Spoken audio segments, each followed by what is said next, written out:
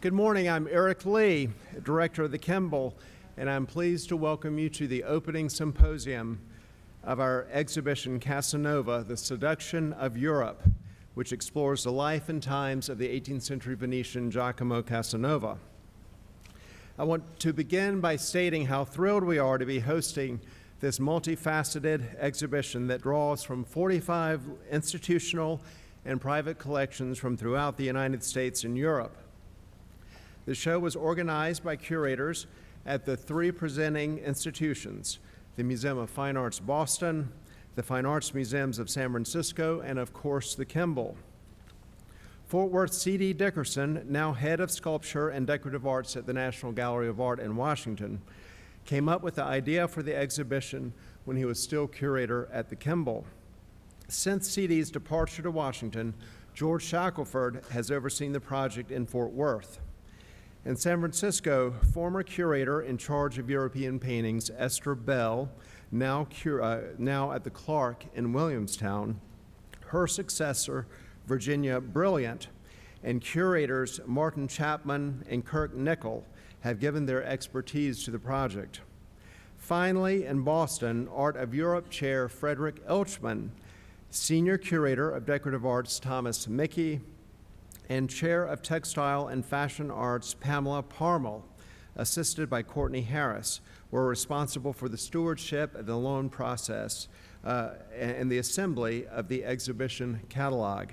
It has been such a pleasure working on the show with all of these people and the other staff members of their institutions, and we will hear from some of them this morning.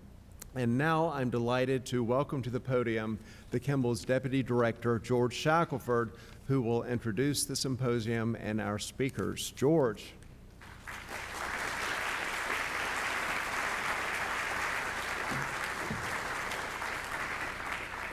Thanks, everybody, and thank you for being out on a Saturday morning at the end of August. We're so delighted that you're all here.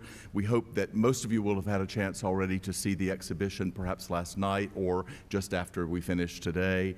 And we are very, very happy to be the opening venue of this exhibition, which has really entranced everyone who has seen it. So I hope you will feel the same way. It's my pleasure today to, first of all, run through what we're going to do. Make sure your cell phone is turned off, please, if you haven't already. And then I'm going to tell you what the format of the day.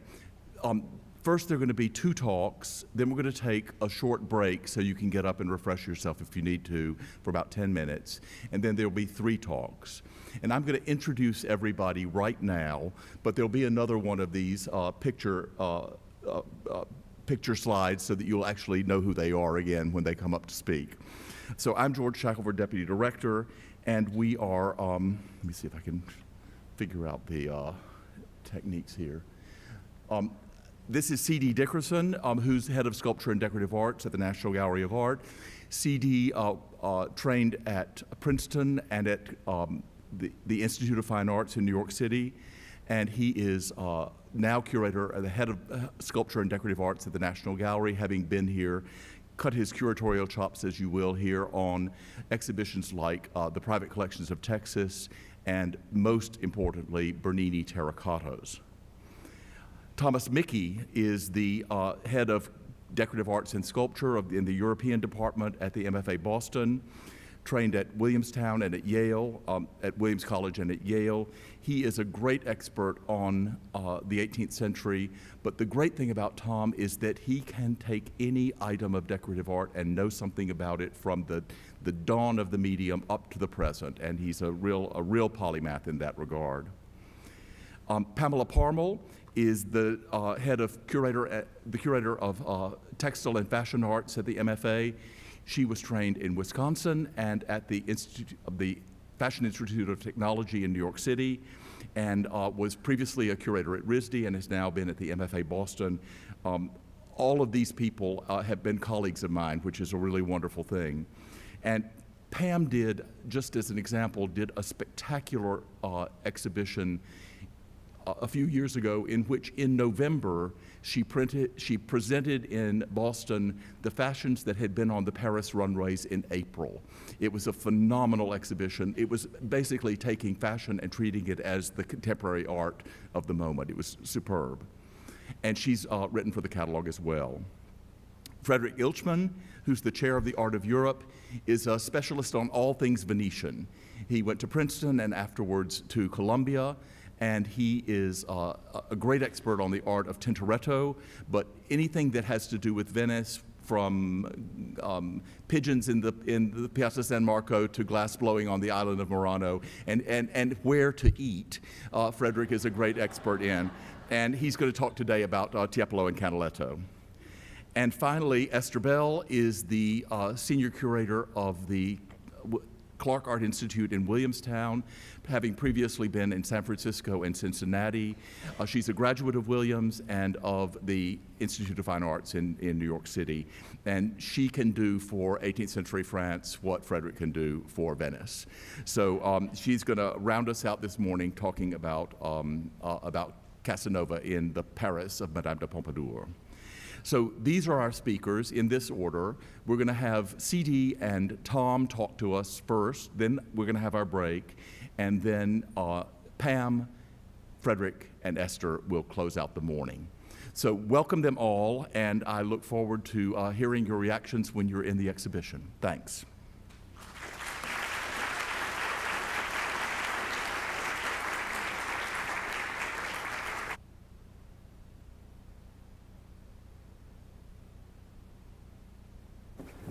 Thank you, George. And I must thank George, especially for having wrangled my ideas into such brilliant shape across the way in the Con building. And I thank all of you for coming out on this strange morning with that hurricane coming up from the Gulf.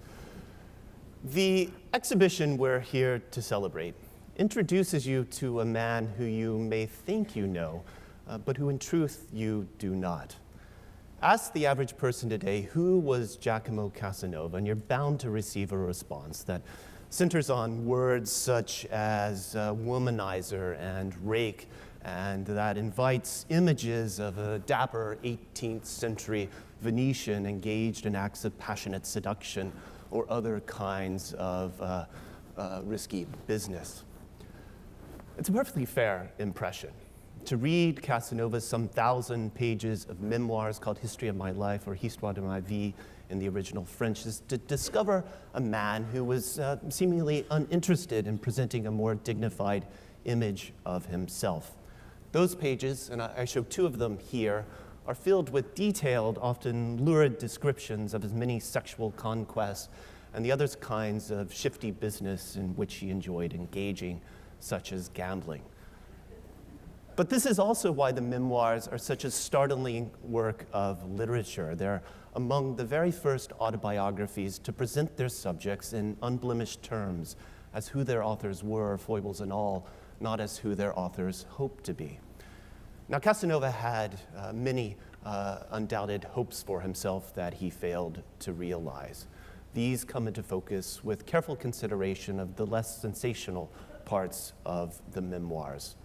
The same candor with which Casanova wrote about his womanizing, he also wrote about nearly everything else that happened to him during his long life. And there were many bright spots, meetings with kings, queens, and popes, including Pope Clement XIII, far-flung adventures in all corners of Europe, from Venice to Dresden to London and beyond, debates with the great thinkers of his age, including Voltaire on the left, Jean-Jacques Rousseau on the right, audacious feats of cleverness, including the founding of the French National Lottery, as well as ambitious literary achievements. He wrote here on the far left a political science tract about the differences between the Dutch and Venetian government. In the center, he wrote a philosophical novel called the Icosamaron, and he also produced a translation into modern Italian of the Iliad. These accomplishments, these episodes, must be taken into account to have any sense of who the true Casanova was.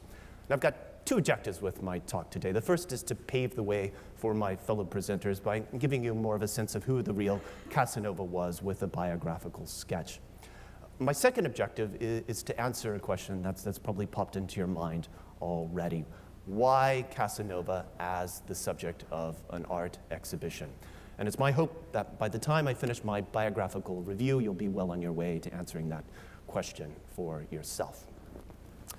Now, our story begins in Venice, seen here in this absolutely exquisite painting we'll hear more about later, by the premier 18th century Venetian view painter Canaletto. This painting was executed in 1738, thus right at the moment that Casanova was becoming a teenager, and this was the world in which he grew up. He was born in 1725 on this little alley here, house off to the right, which sits just behind this palazzo, the Palazzo Malapiero on the Grand Canal.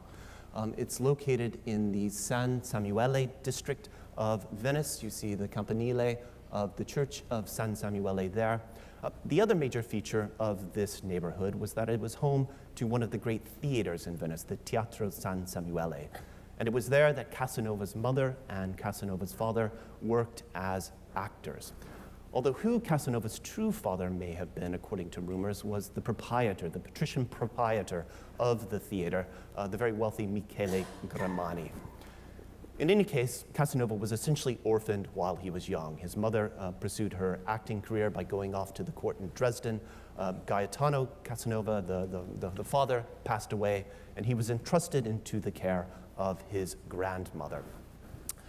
It seems Casanova was afflicted with certain medical conditions. While young, the grandmother decided that he needed a change of air, and she put him on a little boat that would have looked like this one here and floated him down the Brenta Canal from Venice to the university city of Padua at the age of 9 and entrusted him to the care of a local abbot who began to cement his intellectual foundations by schooling him in the classics as well as theology and church law. 12 years old, he matriculated into Padua University, spent 4 years there learning ecclesiastic law, went back to Venice at that point and was tonsured as a priest. And he very much thought he was going to lead an ecclesiastical career. So much so that his mother up in Dresden pulled in a favor and arranged for him to go work at a minor bishopric in the south of Italy, where he headed in 1743. He got to this little podunk town south of Naples, decided he wanted no part of the priesthood, made a beeline up to Rome at that point of time, seen here in these beautiful view paintings by Panini and Bellotto. Worked for a prominent cardinal as personal secretary, also succeeded in intercepting the reigning Pope, Pope Benedict XIV. And it was during walks with the Pope that he very much revealed his considerable powers as a conversationalist, inducing the Pope to laugh at his various jokes during their walks on Monte Cavallo. After a year in Rome, he got it in his head that he wanted to see Constantinople, went back to Venice, joined the Venetian Navy, did an out and back to Constantinople, then came back to Venice for a period of 4 years. One of the seminal things that happened to him during this 4-year stint in Venice is that he rescued a very prominent patrician named Matteo Bragadin. He was a senator. He rescued him from a heart attack and was able to convince the senator that he had special powers as a medical doctor. Here's Casanova becoming the great con man that would get him so far in life. He also realized that Senator Bragadin was susceptible to believing in certain pseudosciences like alchemy, the belief that base materials could be turned into gold. Here's a painting just from that moment by Venetian painter Pietro Longhi, showing someone who looks like a patrician working with alchemists. Casanova made Senator Bragadin believe that he had special powers as an alchemist, and Bragadin paid dearly for this. Started an allowance for Casanova that allowed him not only to gamble and get up to all sorts of trouble, but also to travel. And he decided then and there that he wanted to skip across Northern Europe and head off to Paris, where he arrived in 1750. He arrived in the Paris of King Louis XV, seen here on the left. His mistress, Madame de Pompadour. We'll hear much more about this world from Esther Bell momentarily. This is the kind of artistic riches that he would have found in Paris at this moment. After 2 years in Paris, delighting his senses, he came back to Venice by way of Dresden, And it was really during this point in his life that while sowing his various oats, he also worked his way into serious trouble. One of his principal places of troublemaking was at the public gaming hall, which is called the Ridotto. You see it here. Everyone wearing masks 6 months out of the year. Venetians would go around masked, which obviously very much helped Casanova get up to various sorts of naughty business. Not only was he mixing with foreigners, he was reading heretical poems at taverns. He invited the suspicions of the state government, who sent a spy to follow him. And in 1755, he was pulled into the Palazzo Ducale here and put into the great prisons called the Piombi, or the Leads, which were located up here under the roof of the Palazzo Ducale you see in this cutaway. And it was here that he spent a year and a half. Immediately he resolved to escape. This was reportedly an inescapable prison, held great fascination for the people at the time, but he did manage to escape in October of 1756. You see an illustration from his book that he would later write about the escape, climbing up onto the roof, coming back on the other side into a window, he says. He went back into the palace and was able to convince a guard to let him out. He says he found his original clothes that he had been arrested in, dressed up like an aristocrat again, and walked out the front door. Went out to the Grand Canal, summoned a gondola, and quickly made it for the terra firma, and then on back to Paris, where he felt safe, where he was able to congregate and mingle and socialize with the friends he had made 6 or 7 years earlier. One of the great things that he did soon after arriving, and again it speaks to his abilities as a con artist, was to go and meet the finance minister and to nod at all the appropriate times during the conversation to convince him that he knew some great financial scheme that would enable the founding of the French National Lottery. And he ended up being credited with founding the French National Lottery and getting a substantial cut of the profits, which made him a millionaire overnight. And it was during this period that he was able to hire servants, to have a carriage, and to really live a great, luxurious life in Paris. It was also the time that he fell in love with the one woman who really probably should have become his wife, that he would regret much later on, the beautiful Manon Belletti, who was the daughter of a prominent actress Casanova knew at the time. But alas, as much as Manon loved Casanova, she realized that there was no hope for a true marriage. She ended up marrying the architect Blondel.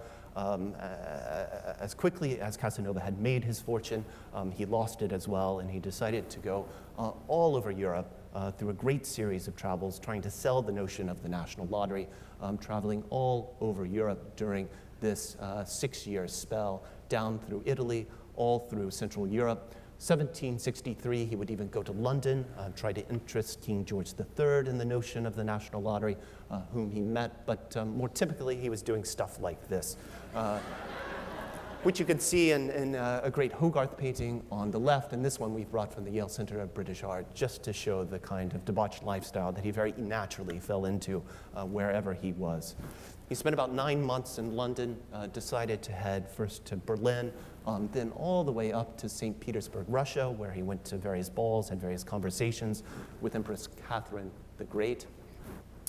From there, he traveled back down through Moscow, through Central Europe, depicted in beautiful paintings we've brought to the exhibition by Bernardo Bellotto of Dresden, which you see here.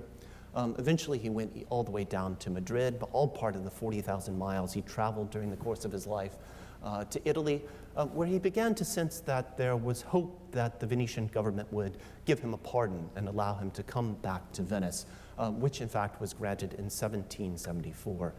He went back to his hometown, spent about 10 years there, did a lot of writing during this course in time, the translation of the Iliad, but he also angered a lot of people that had helped him previously, and the ruffled feathers that he caused eventually decided that a much more comfortable place for him to live was Paris, to where he went in 1783, but still he longed to travel, to see Europe, to meet people, went back to Central Europe, and ultimately in 1785, a minor count with the last name of Waldstein, who owned this residence in a minor principality in modern-day Czech Republic in Bohemia then, offered him the position of court librarian.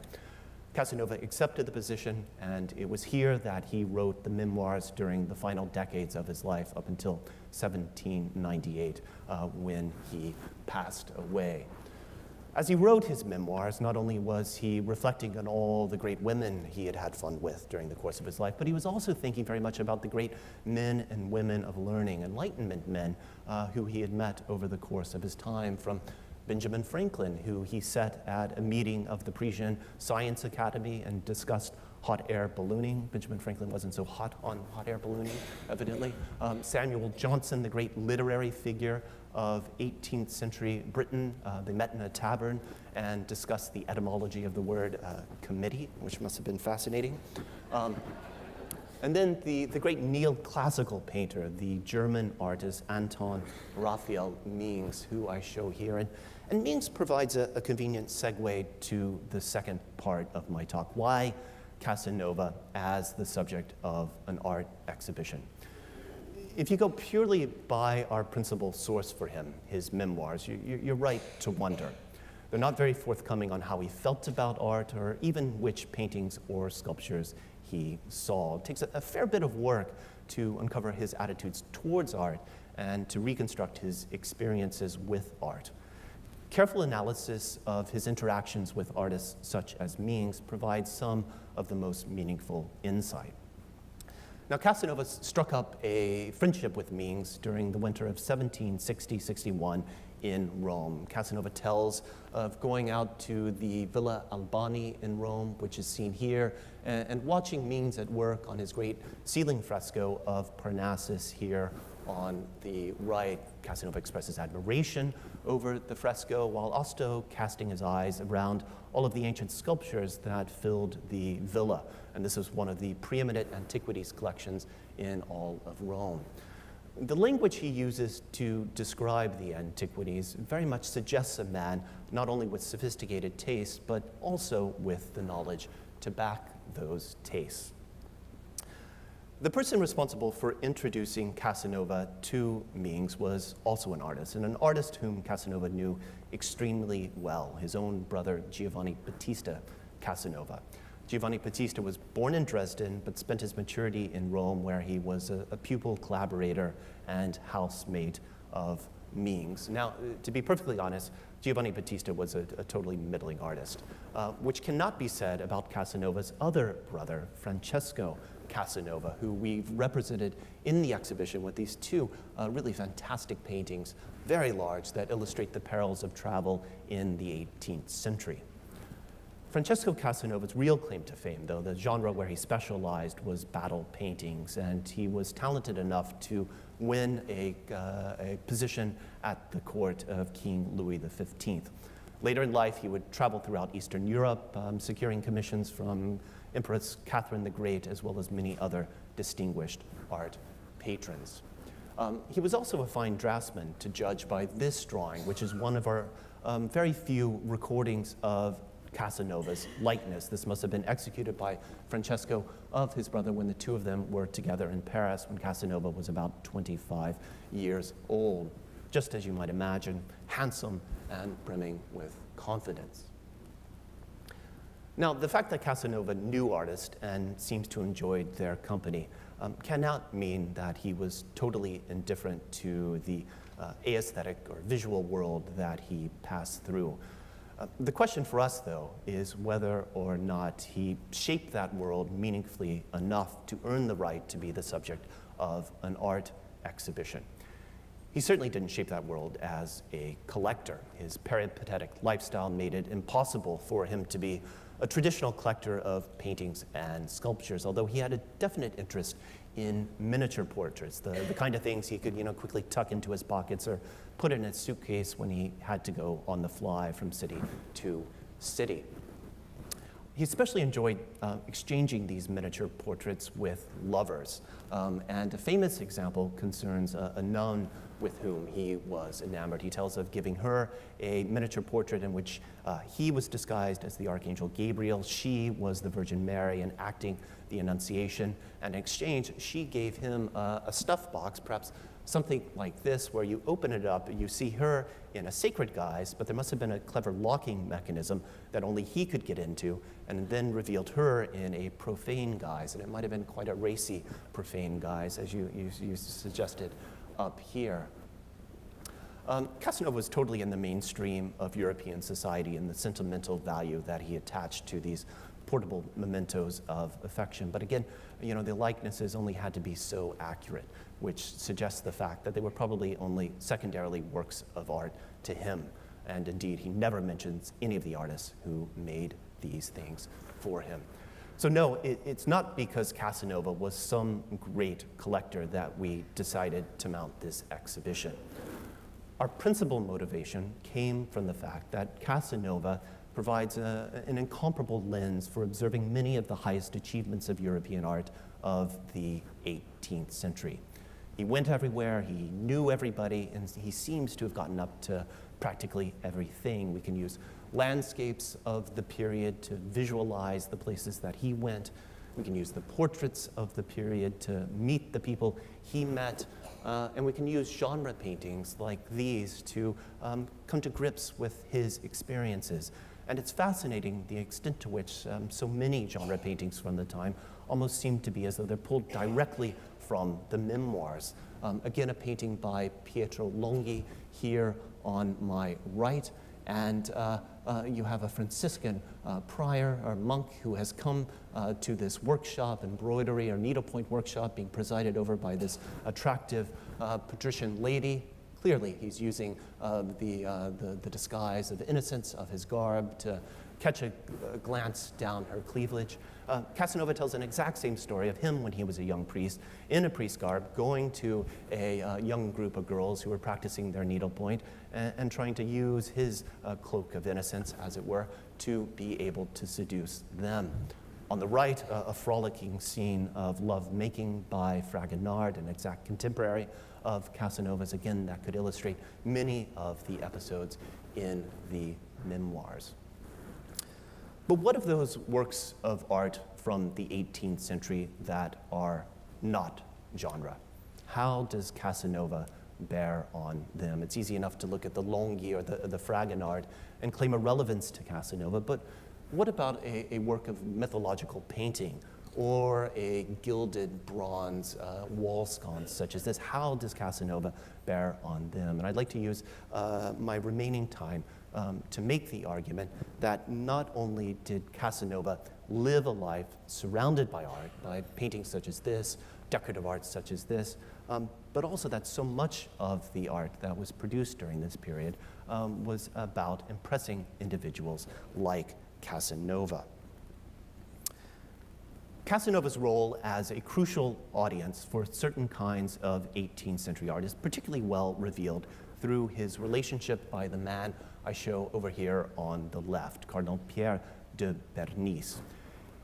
He was made in 1752 the French ambassador to Venice, and comes to Venice in 1752, and he occupies this palace in the Cannaregio district of Venice, which was the French embassy.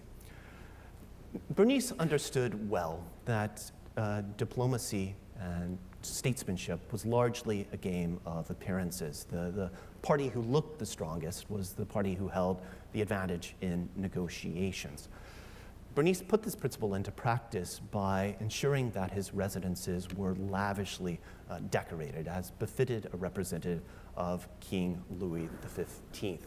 Documents describe the elaborate makeover that he gave to the French embassy in Venice shortly before his arrival, paintings, sculptures, but above all, furniture and decorative arts. Now, the rooms may not have risen to the same level of sumptuousness as these, which are among the best surviving from 18th century Venice. On the left, from the Calrazonico, on the right, from the Palazzo Pisani.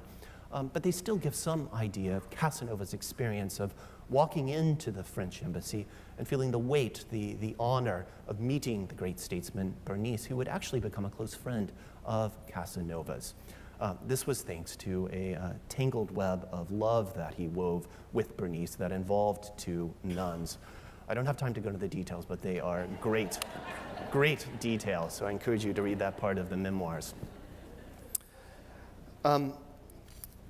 In 1755, Bernice was called back from Venice to Paris to become the Minister of Foreign Affairs, the Secretary of State.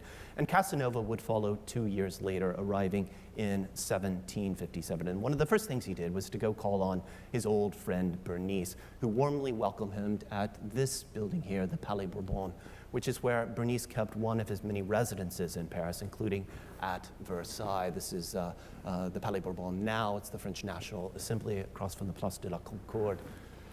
So it was in this building here, the Palais Bourbon, that Bernice and Casanova met. And we can be sure that it happened against a resplendent backdrop of painting, sculpture, and decorative arts. Bernice brags in one letter of having spent the considerable sum of 200,000 francs to decorate his apartments, and we have eyewitness accounts telling us that they were some of the most magnificently that had ever been seen in Paris.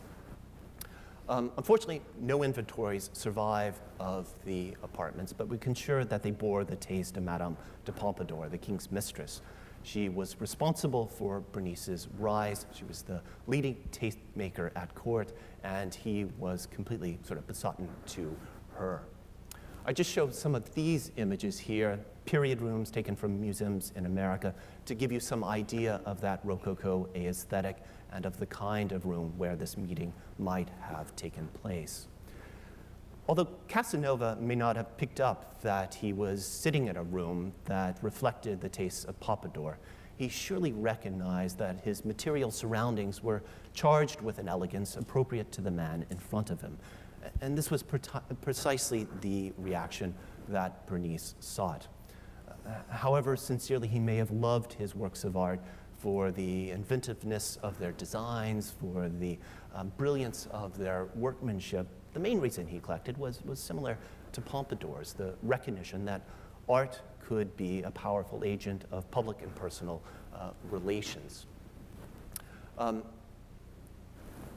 At this point in time, when Casanova had this meeting, again, he very much focused on the fact that this wasn't Pompadour's taste, but it was what Bernice was trying to signal to him as Minister of Foreign Affairs, that he was supremely cultivated, that he was sophisticated, and he also wanted to signal that he had the power that his royal office conferred. And it wasn't up to diplomats to discern this message. Casanova, as a kind of courtier, or in other words, as a person who made it his business to go around and curry favor from the rich and powerful, were in the intended audience. All across Europe, men and women at court, from kings and queens to ministers like Bernice, were using art to mediate the relationships that were at the heart of court business. And again, courtiers like Casanova were part of this dynamic. Among the reasons they were invited to court functions were to experience the luxury on display, to also solidify their place in the social hierarchy, but also to realize and to see their loyal service through the promise of rich rewards. Casanova wasn't expected to go into a room such as this and be able to name all the artists represented, or to sit down at a great banquet and be able to discern between whether it's Meissen or Sèvres porcelain. But he was expected to go into a room and to be filled with wonderment at the cumulative effect of the art that surrounded him, and that played as a backdrop to the complex game of one-upsmanship that was the courier's calling, a game that Casanova played extremely, extremely well. So yes, according to modern standards, this would mean that Casanova's appreciation for art did not run very deep, but it also underscores the considerable extent to which so much of the art produced during Casanova's age was intended to produce precisely this effect. As you step into Casanova's shoes and walk through the exhibition, we hope that you're filled with a similar sense of wonderment, and that you're especially seduced by those spaces where we've intentionally brought together painting, sculpture, fashion, and the decorative arts to create some of these great environments that we know Casanova would definitely have been impressionable to. Thank you.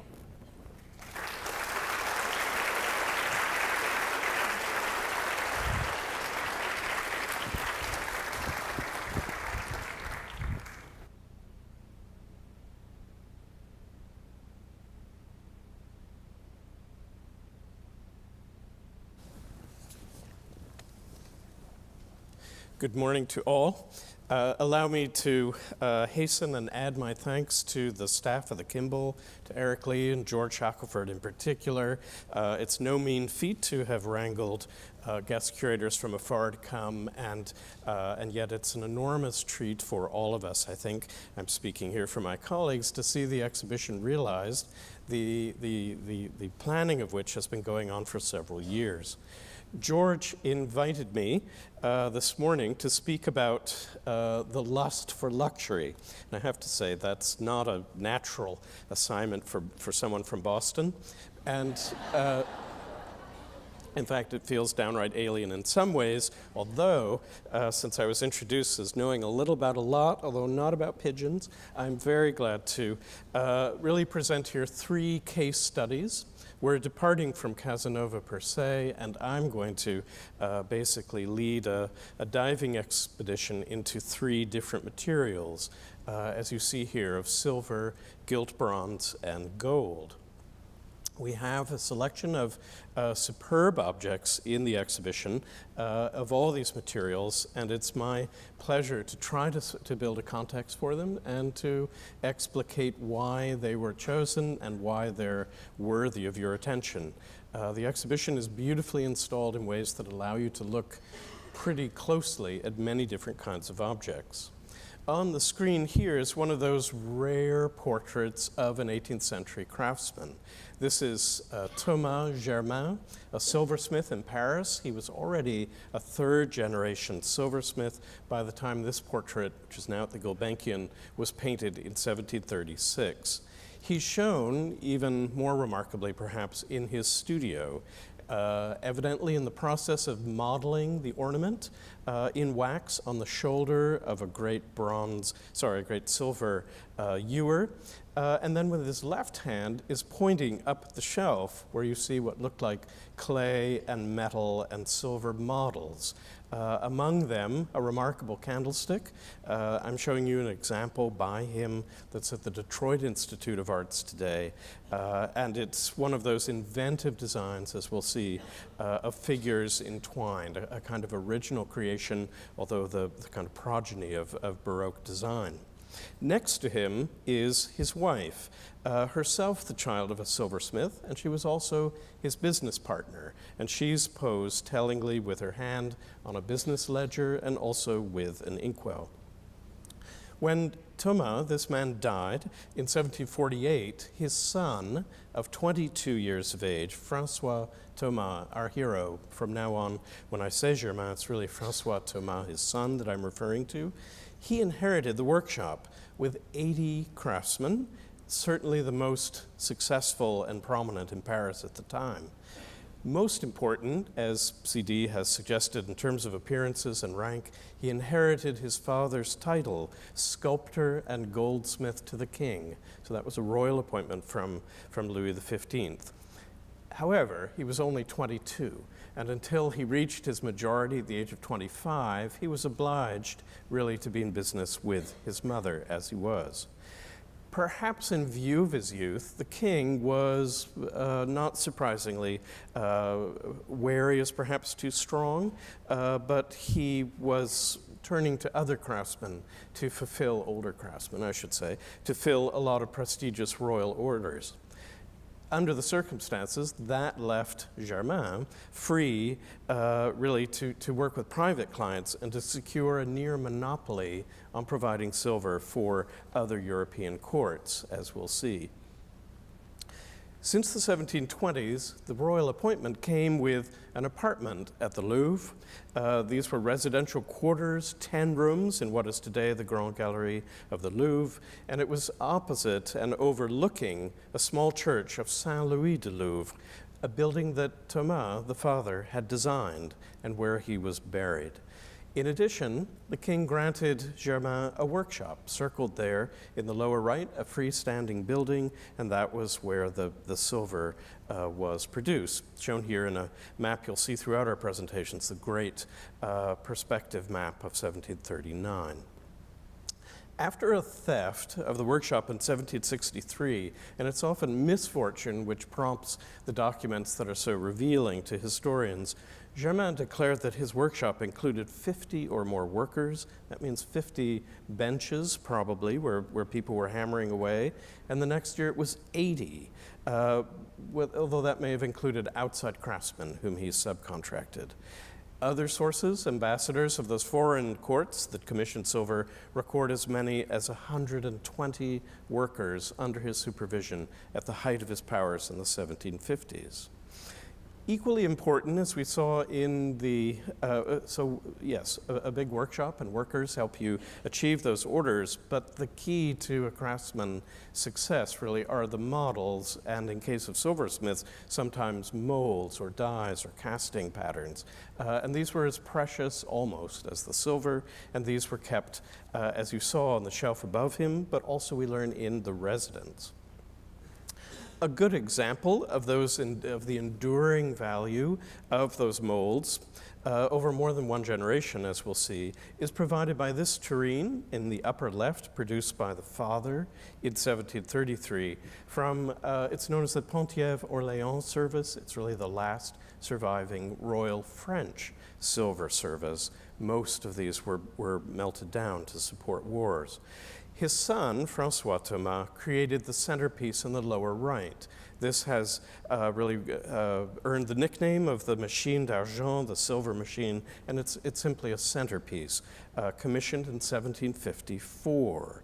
Both are remarkable for the virtuoso skill. It's all about casting and finishing to create lifelike surfaces in silver. This is difficult to do. I'm not a silversmith, but I can assure you that's a lot of hammering and chasing, which is sculpting of silver. But as you see here, they really use the same molds, although they're more than 20 years apart in the manufacture. So father and son. A year after the Duke's commission to create the machine d'argent, in November of 1755, there was a catastrophic earthquake in Lisbon. The royal palace, which you see on the right here, was badly damaged, enough so that it was never rebuilt. And what was lost, as well as a lot of the contents, as often happens with earthquakes, fire followed the tremor, so it was a complete disaster. But lost in this catastrophic event was more than a ton, and I don't now remember the contemporary measuring unit, but it was 1.5 tons, I've recorded, of silver, which the Portuguese court had commissioned from Germain's father. The king here on the left, Joseph I of Portugal, lost no time in taking steps to replace the lost silver. Today in Lisbon, you see among the finest gatherings of Royal French silver because most of the Royal French silver has been melted down. Here in the exhibition is one of the stars, in my opinion. It's not that large, but it's extremely beautiful in a section on dining. It's part of an enormous service that the king, whom I just showed you, commissioned in the 1750s. In fact, part of 4 services, the largest commission that Germain ever received. It's a wonderfully inventive design. After all, it's really the boat-shaped bowl at the top, which holds a sauce for your meat. And yet imagine the presence this has on a table, and almost every surface is reflecting the light or twisting in space or penetrated by light and shadow. It's really as alive as silver can become, or as we'll see in a minute, gilt bronze too. Essentially, we have scrolls swinging down, swinging up, and then celery stalks and leaves form the handles, and then they're entwined, somewhat improbably, maybe wilted celery, to form the base supporting it. So it's organic, and it's sculptural, and it's an original design, and also rather gives us bragging rights here because it's one of only 2 of the service that still retains its base. I've tried to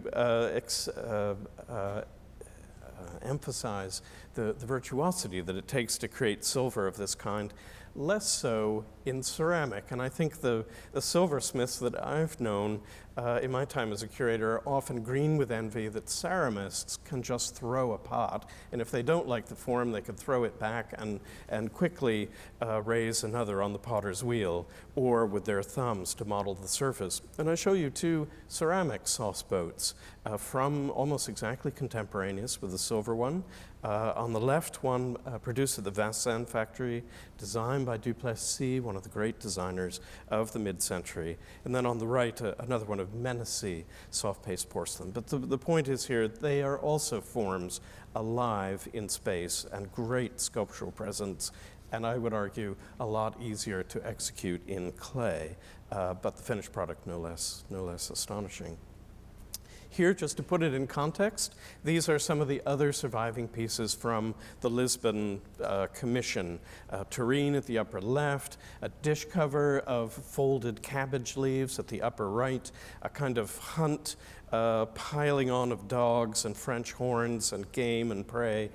In the lower left, all of that just to be lifted off to reveal the hot dish underneath. And then 2 of 48 candelabra of the kind that Germain's father was pointing to. The fate of this Portuguese service was not exactly happy because shortly before Napoleon invaded Portugal, the Braganza court really fled with all its silver, thank you very much, to Brazil. And then before long, Brazil became its own independent nation, and at that point the silver was divided between the thrones of Brazil and of Portugal. And then a lot of it came back to Portugal, but some of it escaped out onto the market. And if you look at that sauce boat in the exhibition, you'll see the coat of arms of Pedro I, the emperor of Brazil at the time. News of the Portuguese service, it was extraordinary. It was huge, 3,000 pieces. News traveled fast. And here's Empress Elizabeth of Russia. Everyone, including Russia's court, looked to Paris, who set the example for all the arts, really. And Empress Elizabeth was not alone in wanting the latest statement of Paris fashion at her court. So in 1760, after the Portuguese commission, she ordered a large dinner service from Germain, known today as the Paris service. And I just remind you, whether it was in the Winter Palace, shown above, unfortunately redesigned by Catherine the Great, who didn't approve of her forebears' frilly Rococo taste, or at Tsarskoye Selo in the bottom right of a great gilded dining chamber. You have to imagine the extent of silver glittering in this context. In our exhibition is simply one second course dinner cover with, again, a floral still life at the top, commissioned as part of that Paris service and delivered via, it sounds almost like Casanova, reaching St. Petersburg via Vienna in 2 shipments. The tureens came later because the King of France wanted to examine them, and actually Germain displayed them to the public in his Paris lodgings. The role of dish covers in dinner is suggested by this table diagram for a royal banquet, showing you all the guests' plates around the perimeter and then the various dish covers in the middle. This is part of the tradition of dining known as service à la française, or as George reminded me, better known as family style, where all the, thank you, George, where all the food arrives on the table at the same time. It's not servants behind each chair ducking back to the sideboard, refilling your glass or plate and coming back and probably interrupting. It's much more informal, and I think leads to better conversation, certainly leads to better portion control, as you can help yourself to what's around. More in scale with the services I'm talking about is this table's plan from around 1770. I count 50 guests around the perimeter, and I think there down the middle you can see the kind of glorious centerpieces which barely survive today, and then bumping in here with almost garlands are candelabra around the perimeter. Here is what Empress Elizabeth received in the Paris service, and if you were to use PowerPoint and take away the gilding, this would be identical to what the King of Portugal had received. So two dueling monarchs, not really dueling, but two competing courts, both turning to Germain from across the continent for grandeur. Chapter 2 of this talk really deals with gilt bronze, and in the exhibition, I have to say these are probably among those objects that CD evoked that Casanova would have lusted for, of 2 3-branch wall lights that curl in space. The branches intertwine, they're berries, they're mosses, they're practically as alive as metal can be. Although not marked, they are undoubtedly by a master of one of the guilds in Paris, which was known as the fondeur ciseleurs, or founder chasers. So they could cast bronze, and they could also manipulate its surface in chasing. These are among the largest size that money could buy in the 18th century, and they are remarkable for having parrots, nearly life-size, emblems of fidelity incorporated into the branches. Where you need to look closely, though, is at the surface around them, because I keep mentioning chasing. This is a way of carving into the surface combined with gilding and then polishing or burnishing in different areas. Some of it left matte, others left highly polished, and the goal is to catch the light in different ways, and you have to remember it's candlelight that's doing this. So the flickering light catches what it looks like a flickering surface, and yet there is the model known in France of these 2 chandeliers which had belonged to Madame de Pompadour. They had been in her chateau, purchased for her by Louis XV as a gift, today known as the Élysée Palace, and then moved to the Bibliothèque Mazarine, where they are today at the Institut de France. In the bottoms there you can see parrots, and yet up close, which I haven't seen, but I'm very pleased to acknowledge the help that I've received in preparing these remarks by Angela von Walwitz, who's here today. She has been so methodical and thorough in investigating comparable examples to try to interpret and identify, we hope, the master of these wall lights, and to really help me to look at what sets them apart from the others. On the balance, these chandeliers, though undoubtedly grand and expressive and sculptural, the actual finishing of the surface, as we have upstairs, is not as fine. In the most general way, I think it's helpful to remind you that candlelight was very important in interiors, and wall lights were integral to the architecture of rooms. And here, as CD did, I'm showing you a period room from the Metropolitan with the full repertory of lights. Wall lights, chandeliers suspended from the ceiling, and then tabletop candlelights.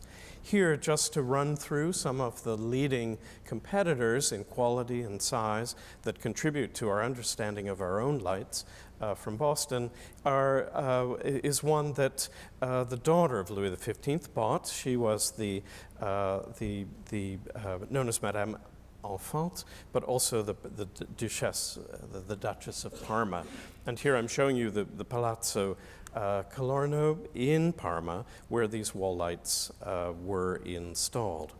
They were ordered from Caffieri, one of the great bronze artists in Paris, who ran with this idea of entwined branches and parrots. And these are some of the few documented lights that we have by Maker.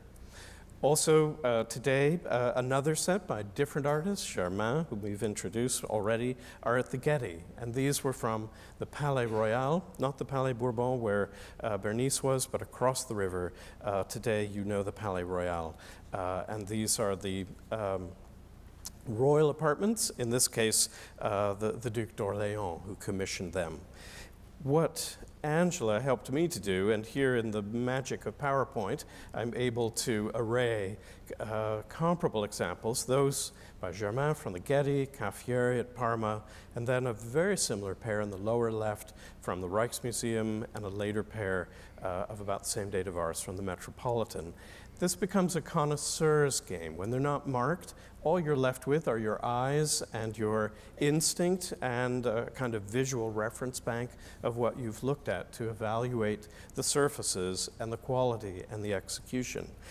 Here, just a couple of details to remind us just how lifelike the ones in the exhibition, which are on the right, are. The sockets, which twist up, there's the bottom of a candle there at the top in the right-hand slide, and then the curling leaves. They're not bad on the left, these are by great artists, but those on the right, I think, are superior. Chapter 3, quite quickly, is the role of gold. There's nothing like gold. And in our exhibition, we have a selection of gold boxes. And in some ways, those are the private luxury, which was well understood in the 18th century, I think far less well understood today, and difficult to present in a lively way in museum exhibitions. These things call out to be held in the hand. It's a very seductive thing, not just because they're gold, but they're heavy. They make a nice kind of thunk sound when the lid closes. They're beautifully constructed, beautiful materials. In the 18th century, one had only to produce a snuff box and take a pinch of snuff from a box like the one here in the lap of Louis XV's private secretary. By doing that, you already automatically signaled wealth, status, and taste. And snuff was a wealthy man's habit. It replaced smoking, which I think gradually became known as a sort of lowbrow activity. So snuff is ground tobacco that you take a pinch of in your nose, and it needs to be kept dry, which is why boxes are so important. In the exhibition, you'll see the best of Paris and the best of London. Paris is on the left, London's on the right. Parisian goldsmiths would look at the box at the right and just say tisk tisk, I think, because the hinge, as you see sticking out there to the right, is not so artfully concealed as it is in the Paris box on the left. You'll have to take my word for it. But what's so subtle about these? Well, there's nothing subtle about gold, rubies, and diamonds.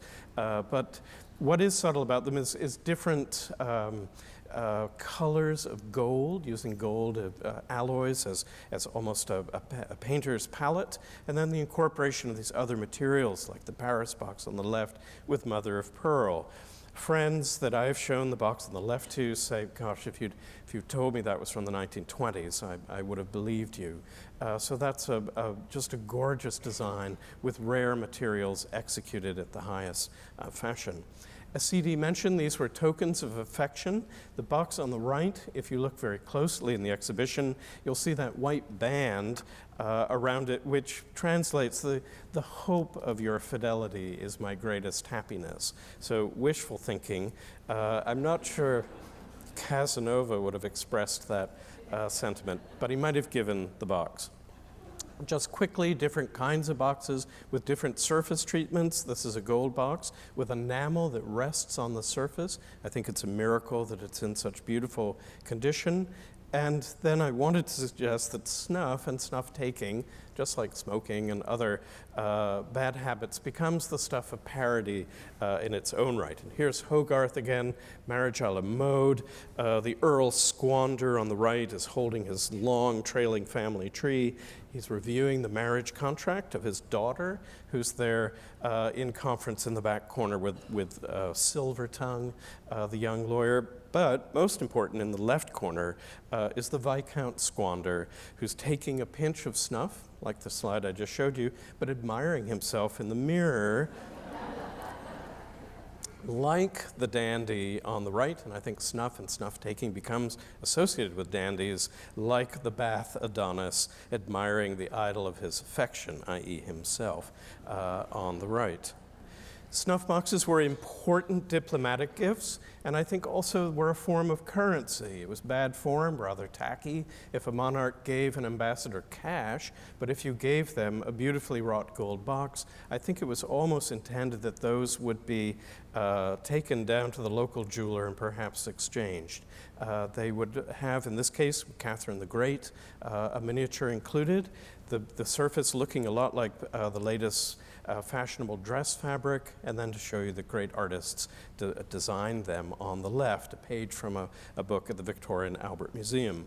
Perhaps more subtle, because I do think it's helpful, or I hope it's helpful, that I've encouraged you to look at the technique and materials, is a box on the right. It's nifty that includes a portrait miniature of Madame de Pompadour, but I think what interests me is the surface effect, which the French would call guilloche, and that's the pleated look, but it's under enamel, and it's achieved by a lathe, such as the one you see on the right, and metal samples below. And a cam shifts the point of cutting in different ways to create either a geometric pattern or this wavy pattern. And then when you put enamel over the top and fire that, it becomes glassy, but the mystery rainbow-like effect underneath is difficult to understand if you don't know the tool that creates it. So it's a lavish surface. And to be fair, these are Swiss knockoffs of Paris designs, but very beautiful in their own right. Finally, I toyed what small luxury objects to show. I was tempted to show you the silver spittoon upstairs, but that seemed too obvious. One I love is a spyglass. This is a telescope. The bottom there, it's sitting on its foot. That pulls out, becomes a spyglass, but only if you flip the watch at the top to expose the lens at the other end.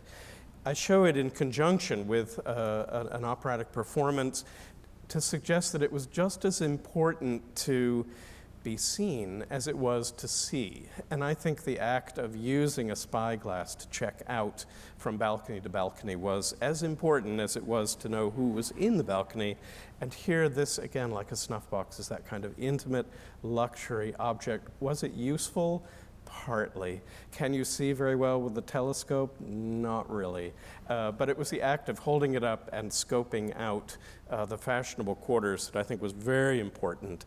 And so to suggest, as Casanova well understood, the action among the boxes was just as important as the performance on stage. Thank you very much. Okay, y'all had 15 minutes instead of 10. So would everyone please take their seat again, and we'll begin the second part of this morning's program with 3 talks from Pamela Parmal, Frederick Ilchman, and Esther Bell. So will you welcome them all?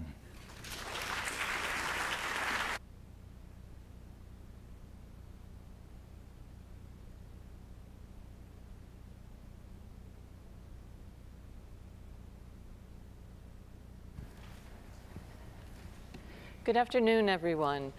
Like Tom Michie, I want to add my thanks to everyone here at the Kimbell Museum, especially Eric Lee and George Shackelford. I've had such a very warm welcome and had such a great time exploring the building and learning more about it.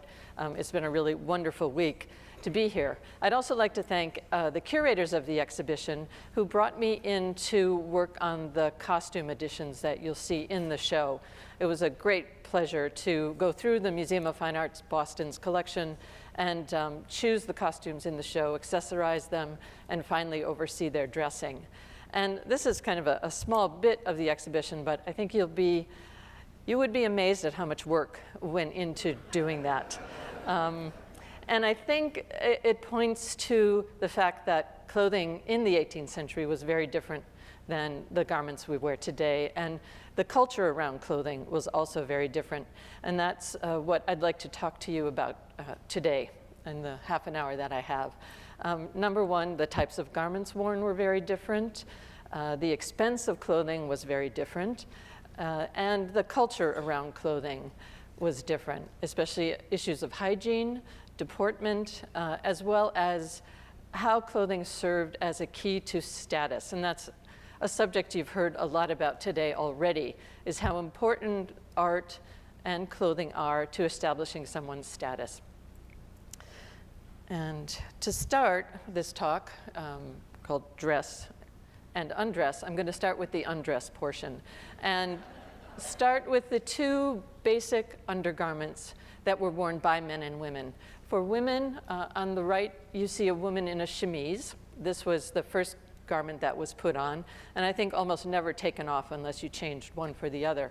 On the left, you see a man in a shirt and what are underbreeches, which were linen breeches that were worn underneath the silk or wool breeches. And these were the basic undergarments. And it's interesting, I came across a phrase in doing the research for this talk.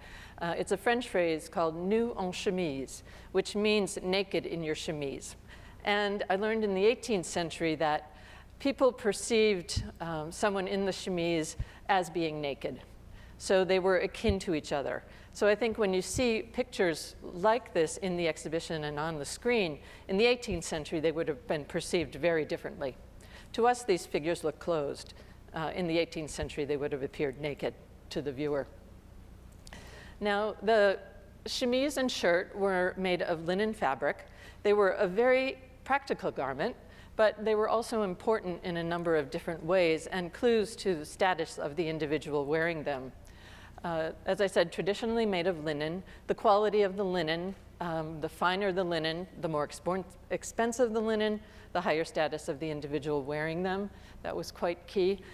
They also were an important garment, and they played a role in hygiene during the period.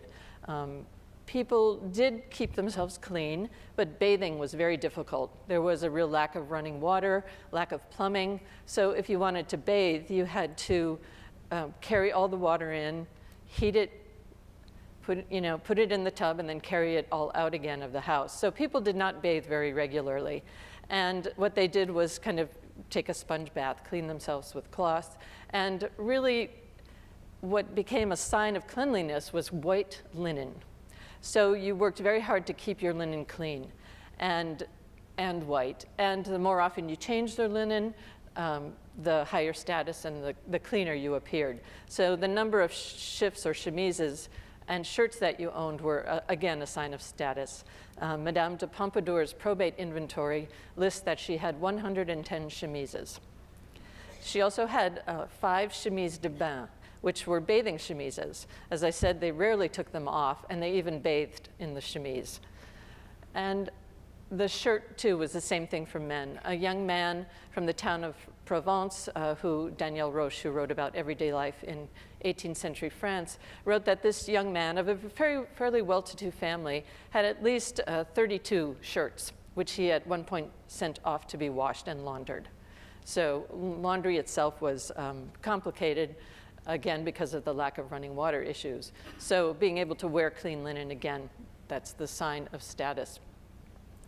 They were always also very practical in the sense that as the first garment put on, they actually protected the outer garments, which were usually made of silk or wool, from the oils and dirt of the body. And because they were linen, they could easily be washed. So they were a very important part of dressing during the 18th century. And just to give you a sense of what laundry day might be like, I couldn't resist putting in one of these Dutch paintings. It's the 17th century, but it gives you a sense of on laundry day, all of the white linens would be taken out. They'd be often boiled, scoured, and then set out to dry in the sun to help bleach them to really bring out the whiteness. And I love kind of tracing the kind of puzzle pieces in the laundry. You can actually pick out the shifts in the shirts amongst all of the other cottons or linens that were being washed at the time. Now, on top of for women, they had the basic undergarment, the chemise, but they also wore kind of foundation or shaping garments that would give shape to the outer garments. And throughout the 18th century, women wore a kind of corset, or what was known in England at the time as stays. They were a heavily boned garment that really gave women a kind of cone shape that dresses were actually pinned to keep them in place. Dresses were actually fit to the stays and not to the actual body by the dressmakers of the period. The stays were actually made by tailors because they were you needed a really strong hand in order to stitch them. They were very dense materials, inner lining and then the outer cloth. In the case of the pair of stays on your left, that's a dense wool. And you had to stitch between the two layers, and you created very narrow channels. And into those channels were put baleen, which is kind of whale cartilage from the mouth of the whale. It's a rigid object, yet has some flexibility. So it helped create that shape you needed, as well as gave the body a little bit of flexibility. The stays were also important in issues of deportment and how you held yourself, because they really did give you that good posture. Some of them had shoulder straps that set your shoulders back. So in terms of bearing the right posture, deportment, they were a key to being able to achieve that. The image on the right is from a series of fashion plates from the late 18th century and shows the tailor, again, looking down the woman's front. An image you've seen before. And the other undergarment, which gave shape to dresses during the 18th century, was a kind of cage, or what was known at the time as a panier. And that word actually comes from a chicken coop. They were garments that were stiffened, again, sometimes with whalebone and sometimes with cane, which is how they related to those earlier chicken coops. And they gave shape to those large dresses like the one you will actually see in the exhibition itself. The set of paniers on the right is from the collection of the Los Angeles County Museum of Art and shows you the shape that was fashionable in the later 18th century, but mainly for very court wear, actually. For everyday fashionable dress, the panier had gone really out of fashion by this time. And one of my favorite illustrations from the collection of the Museum of the Rhode Island School of Design, this Tiepolo drawing of a woman exposing the artifice of a dress in the late 18th century. She wears her stays, her paniers, and then I love the kind of structure that's on top of her head. At this period, they wore very high hairstyles, so that hair would have been kind of piled up over that structure that sits on top of her head. It's actually not a crown. So it's a really wonderful illustration of what is underneath the fashions in the 18th century. Now, the panier comes into fashion in the early part of the 18th century. And I feel strongly that the panier was all about showing off the silks of the early 18th century, which are some of the most exquisite silks ever woven. And I show you this painting by Jean-François de Troyes, and you see three women standing in a garden, and they're wearing the kind of dress that became fashionable around the 1720s and the 1730s, when the paniers were coming into fashion. And I would contend that as the silks became more elaborate, more beautifully decorated, the paniers became larger, so you could really show off the type of silks that were worn during this period. This dress was known as a kind of robe volante, a kind of flying dress. In England, it was called the sack dress. And I think if any of you know the work of Watteau, often nowadays they're called the Watteau back dress because they have these double box pleats at the back shoulder, which when a woman walked, the dress would just kind of flow behind her very elegantly. And you see the dress on your right it's kind of alludes to the elaboration of silks during the period. I think if you just look at paintings, you have really no sense of the artistry of silks during the 18th century. And this is just to show you an example of a silk from the MFA's collection of probably a slightly earlier date, 1720s. But you can begin to get a sense of the intricacy and the delicacy that the weavers and designers were putting into the silks from the period.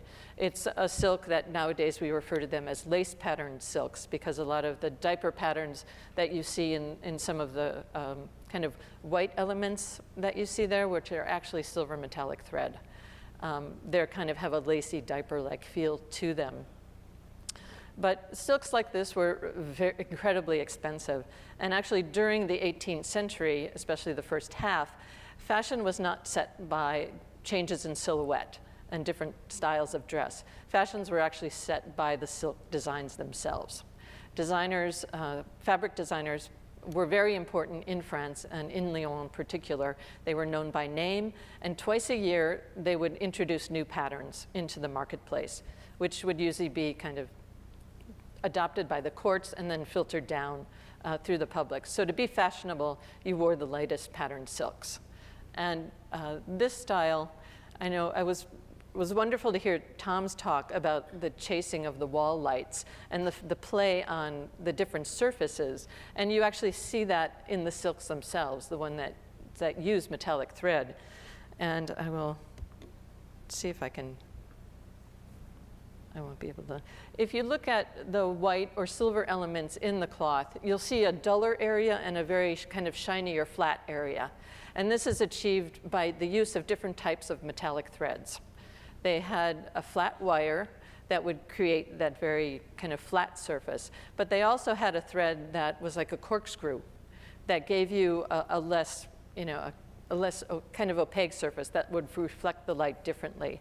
So like the gilt bronzes, the fabrics were designed with these same effects in mind. And again, you have to imagine a woman wearing a dress made out of this fabric in candlelight, moving around a ballroom or some other palace room. They must have been just spectacular. I also wanted to give you a sense of some of the types of designs that evolved from the 18th century. On the far left, you see a design from very early in the 18th century, and I'm giving you recent names for them. Today, we refer to this kind of silk as a bizarre silk. And I think that name came to them because nobody really knows how to explain these patterns and where they came from. Why in 1700 designers are designing these very strange patterns. And the best theory I have ever heard, there's absolutely no proof of this, was actually a student at the Rhode Island School of Design came up with the idea that at about this time in the late 17th century, the microscope had actually been invented. So people had begun to look at water or other elements and to see what was going on inside. So there are all these very strange amoeba-like forms that you find in a lot of these silks, which just seems like, to me, one of the most the best ideas for why these silks look the way they do. But it's a damask ground, and a damask allows you to place pattern on pattern. So the blue, dark blue, light blue is the ground of the fabric, and on that, again, are silk and metallic yarns that give it its sheen, like the one in the middle, which I already showed you. So the piece on the left is probably from around 1700, 1710. The piece in the middle, around 1720 to 30. And then on the far right is a silk from about 1750 to 60. And by this time, 1750 to 60, fabrics had, the interest in fabric design was really waning. And I think people would be becoming much more interested in how dresses were trimmed. So that's an evolution in fashion that we see in this period. This is probably one of the best of these kind of serpentine floral silks that I've ever seen. And if you look closely, the ribbon is actually a leopard print ribbon, which was quite fashionable. Now I wanted to show you one of the most spectacular dresses from the early part of the 18th century, again to emphasize the point of how important fabric was in this period. The dress actually recently came to auction in France at a smaller auction house in Lyon. And it was a kind of an amazing survival from about 1730. It's again this kind of cross between a bazaar silk and lace patterned silk. And it is now in a French museum in Paris, the Palais Guerrière. And it's this robe volante, sack-pack gown. And the patterns for these dresses are really interesting because throughout the 18th century, it changes very slightly. Sometimes the bodice is fitted closer to the body. Sometimes the panier is extended a bit more. But the basic pattern for the garment does not change over much of the century. And along the, if I can, let's see if this is the pointer. Here, along the top right of the diagram, you see the center back of the dress. And this is double box pleated. Here you see the pleating system to create that watteau back. By constructing the dress this way, you actually cut into the fabric as little as possible. You save as much as possible. So the pattern really reflects the value of the fabric and the need and the desire to save as much as you could and not waste it. Because of this, many dresses from the 18th century could be taken apart and remade. So it's very, very rare to find a dress like this from the period that hasn't been restyled or changed in some fashion. Now, just to kind of bring you through the 18th century, I wanted to show you a typical dress from the later part of the century. This dress, again, in the MFA's collection of about 1770. You can see how those kind of serpentine florals were used in many, many different designs were done using that basic idea. And you can see there's this growing emphasis on the trims of the garments. And there's a lot of trim along the center front of the dress, on the petticoat of the dress. And this begins to predominate fashion from about the 1760s into the 1780s, 90s, as you can see from this illustration, again, fashion plate from 1778. There's this explosion of trim on the dresses that happens during the period of Marie Antoinette, really. And when you hear about excess in fashion, a lot of it is about the trims, the extraordinary hairstyles that I mentioned earlier in the talk, and the hats. The millinery also becomes very important during the period.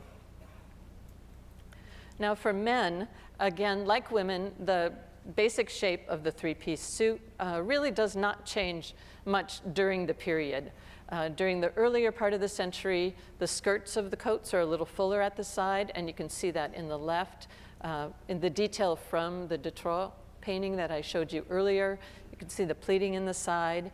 The scene is during the day, so he's wearing wool, which would have been more appropriate at that time of the day. But the suit is also embellished with a lot of silver fringe, so we know he's has great status and wealth because of the trimmings on the suit itself.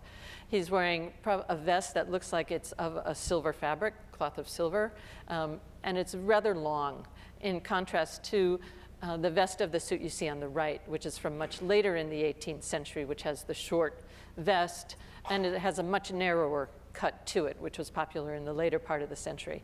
But this three-piece garment is pretty much standard throughout the century, and social status, wealth, is really measured by the materials out of which it was made.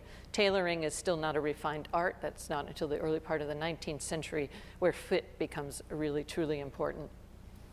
The suit on the right is really a fantastic survival from the period. And Casanova actually mentions the fact that when he did have money finally, he kind of almost immediately rushed out and bought new clothes. And he describes having velvet suits embroidered with metallic threads and paillettes, which are the small like spangles. This suit is actually embroidered with little crystal or glass that catches the light beautifully. So like the women's dress, it would have picked up the light and really sparkled in a candlelit environment. Now, men did not wear kind of the structured undergarments that women wore, like the corset and the paniers.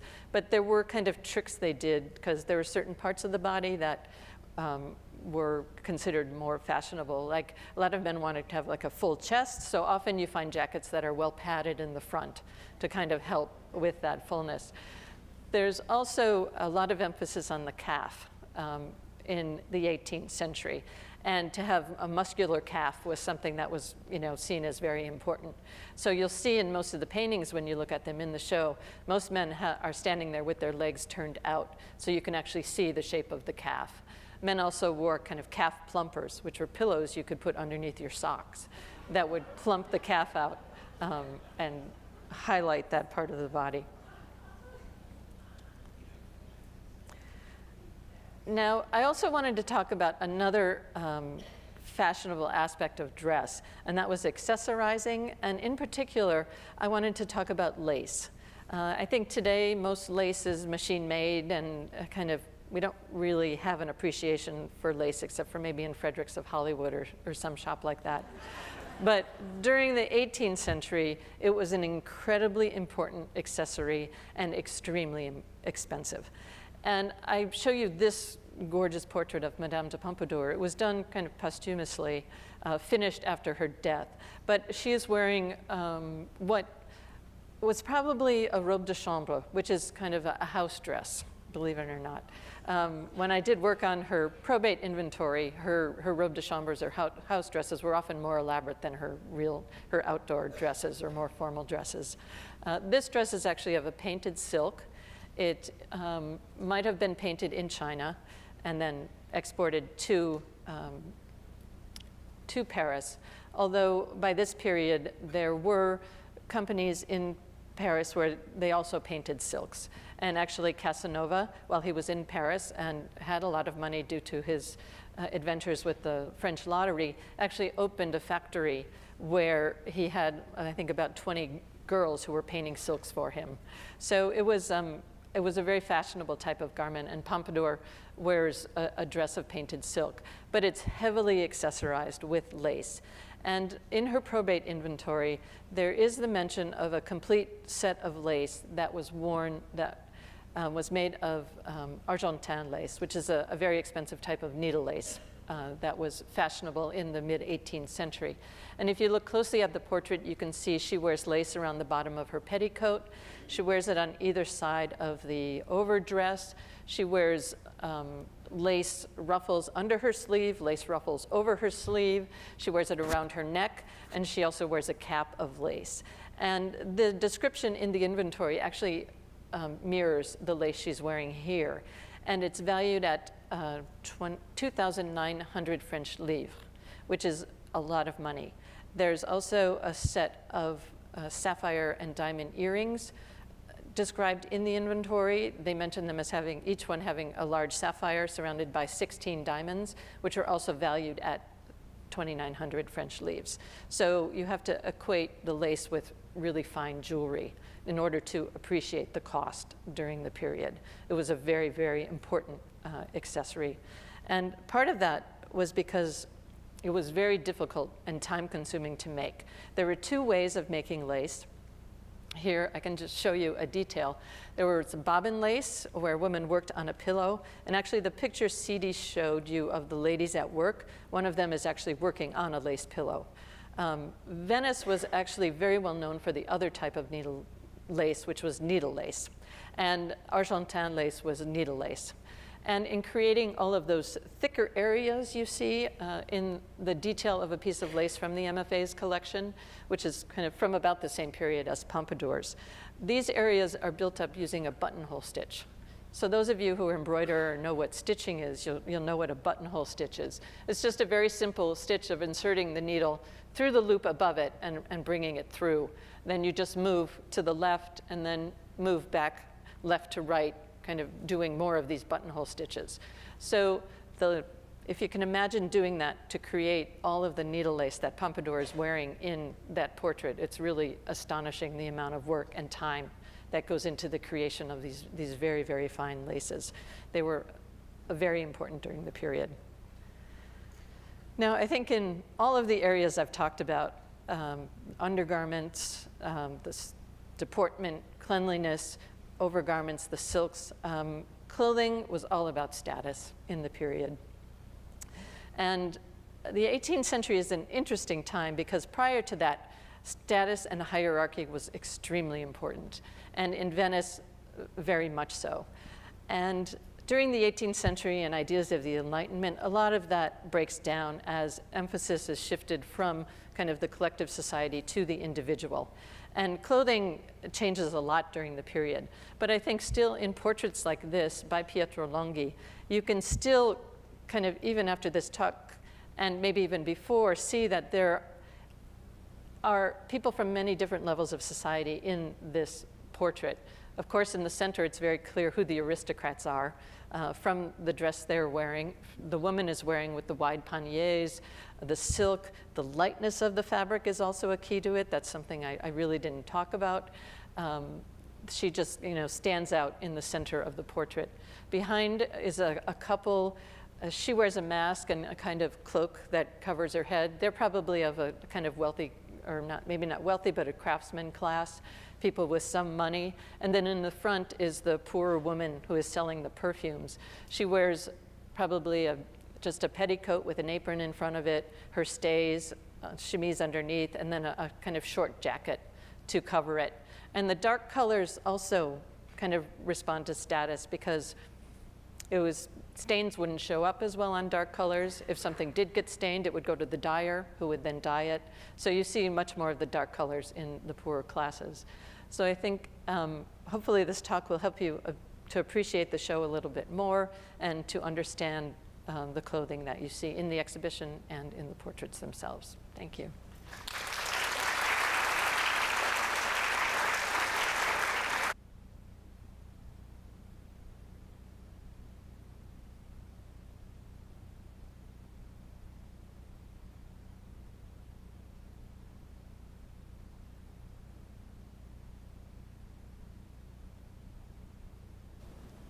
Buongiorno. Just outside of this beautiful auditorium, with the low horizons and the big sky and the late August humidity, in the presence of so many masterpiece paintings by Canaletto and Tiepolo and Logie, I almost feel like I'm in Venice. And since it is still before Labor Day, I have on right now my favorite suit for warm weather, one I love to wear whenever I'm in Venice in the summer, though I admit the mood of this suit may be not merely Venice, but perhaps also death in Venice. Well, but of course, my subject today is not Luchino Visconti's 1971 film, but the careers of the two greatest painters in Venice of the 18th century, Canaletto and Tiepolo. And these two are often paired as artists, and we're going to survey their work with the time-honored method of compare and contrast. These two painters, Canaletto and Tiepolo, dominate the first sections of the exhibition, and you can see outstanding examples of their works. Begin with the opening image in the exhibition, the famous Bacino di San Marco, the Basin of St. Mark's. This is the main bay in front of Venice. Extraordinary painting, and this is a wonderful example by Canaletto, perhaps the finest painting by this artist in North America, one that really signals to the visitor of the exhibition the Venice of Casanova's youth. This would have been painted when he was when Casanova was in his teens, and this is Canaletto at his high point, really at his peak. This is a city of glittering canals, beautiful reflections, imposing palaces and churches. And this is the main picture, the first spectacular grouping in the introductory gallery, made up of loans from Boston, Houston, El Paso, Memphis, and just around the corner, a very fine painting also from the National Gallery of Art in Washington. This reminds us that Casanova's Venice was a world of watercraft. Anything important or heavy moves by boat. I remember when I was living in Venice, I was just astonished when the FedEx delivery guy came in a boat. But if you're moving a refrigerator or a washing machine, that also goes by boat today. And you can see spectacular monuments here. At the far left, we have the Campanile, the bell tower of St. Mark's. And you can see just barely the round domes of the Church of St. Mark. Then over this large substantial building, lit brightly on one side. That was the Mint. Next to it, a skinny building, hard to see here, of the library, right on the main square. The big pink building with the large windows is the Palazzo Ducale, which I think of as a kind of combination of the White House and the Capitol in Washington, in that it was the residence of the Doge, the elected ruler of Venice, and also the place where all the committees, the great councils that ran Venice, all these councils met in that building. And then the long expanse going towards the center of the picture is the Riva degli Schiavoni, a big wharf with major palaces on it. It was a very active working harbor, though the key thing is in fact not so much the land, but the boats, and everything is happening in these boats. Wonderful details there. That sound of San Giorgio Maggiore, then and now a monastery, a Benedictine monastery. And then far out in the back right of this detail, you see that long sandbar known as the Lido that protects the city of Venice, the lagoon of Venice, from the open waters of the Adriatic Sea. And it means that there's no crashing waves, no real surf in Venice, and that allows you to row standing up, gondolier style. And after these superb examples by Canaletto in the exhibition's second room, we go inside the lofty structures of these buildings to admire their furnishings, and including prized paintings by Tiepolo. This is the famous Empire floor, and a truly outstanding painting in this exhibition. Is a wonderful opportunity to see it amidst other works by Tiepolo. Tiepolo was Venice's, and in fact Europe's, top echelon decorator for private palaces. He provided frescoes, that is painting in plaster on the walls, or canvas paintings for the ceilings of the interiors of these buildings. Also created fancy easel pictures like this one, medium-sized paintings that could be given indeed as gifts like these were, not intended for a specific wall. And Tiepolo was simultaneously the top picture painter for churches, doing frescoes, altarpieces, devotional works. Now, this painting by Tiepolo was created just about 5 years after the Canaletto we opened with. And just real mastery of colors and textures, palette of delicate pastels, but also deeply saturated reds and blues, lots of nude flesh, human beings and goddesses that are posed in complicated ways, twisting, very active, dynamic poses, and composition of linked figures together. And I want to consider today the similarities of Canaletto and Tiepolo. Now, they both worked in Venice, Venetian painters, and in fact both were born there. And you can see there in the center of the circle shows where Canaletto was born in the San Leo district, not far from the Rialto Bridge in the San Marco side of the Grand Canal. And then on the bottom right is where Tiepolo was born, in the Corte di San Domenico, directly below the Arsenale. That's that huge section with open docks where they constructed the ships for the Venetian Navy. And the birthplaces of both these artists are known. In fact, you can even stay on them because this is Canaletto's birthplace, and there's a Hotel Canaletto next door. And then Tiepolo's birthplace is also marked. Venice is a city that understands well the depth of the history there. Now, they're almost exact contemporaries. Canaletto was born a year and a half after Tiepolo. Tiepolo was born on March 5th, 1696, and Canaletto October 17th, 1697. Here's a portrait of Canaletto from one of the books of engravings of his views of Venice to spread his designs, the way he captured the city to a much bigger audience than those who could afford paintings. And Canaletto's father was a painter of scenery for the theater, and around age 20, Canaletto got his start helping his father in Venice by painting sets for operas by Vivaldi. And then a couple years later, he's found documented in Rome, again assisting his father doing theater sets for operas by Scarlatti. And this kind of training gave him a thorough grounding in perspective, that is representing the three-dimensional world, and buildings particularly in a two-dimensional surface, draftsmanship, being very sure of using contours to define form, and also quadratura. That's an Italian term. Quadratura means the decoration of ceilings through the depiction of fictitious architecture. You're doing columns, crown moldings and things, and openings up to the sky. It's a way of doing this very architectural painting, but completely illusionistic. It's a flat surface. Now, Canaletto pretty quickly tires of painting scenery, and while back in Venice resolves to create view paintings. This is a genre only about 50 years old, that is city views, what are called vedute in Italian. And he does both real city views and also imaginary views, which are called capricci, making a totally imaginary or partially imaginary scene, as we'll see in a moment. Now, Canaletto's career is spent mostly in Venice, very steady work normally, painting view paintings of Venice to visitors who come to Venice as part of the grand tour. These are usually Northern European aristocrats who come to Venice for the courtesans and the opera and the carnival and the gambling, but also, indeed, for art collecting, because Venice was such an important artistic center in Casanova's day. And here's a picture of Tiepolo. Tiepolo is the older guy on the left. This is a self-portrait, and that's his son, Gian Domenico Tiepolo, or Giovanni Domenico. And this is from frescoes, an enormous fresco in the Würzburg Archbishop's Palace, so up in Germany. And Tiepolo was something of a prodigy.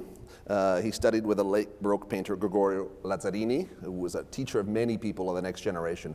In fact, more famous as a teacher, really, than as a painter himself. And Lazzarini gave to Tiepolo a theatrical style, very dramatically placed and very dramatically lit figures, lots of strong poses, rhetorical grace and eloquence, lots of dark shadows.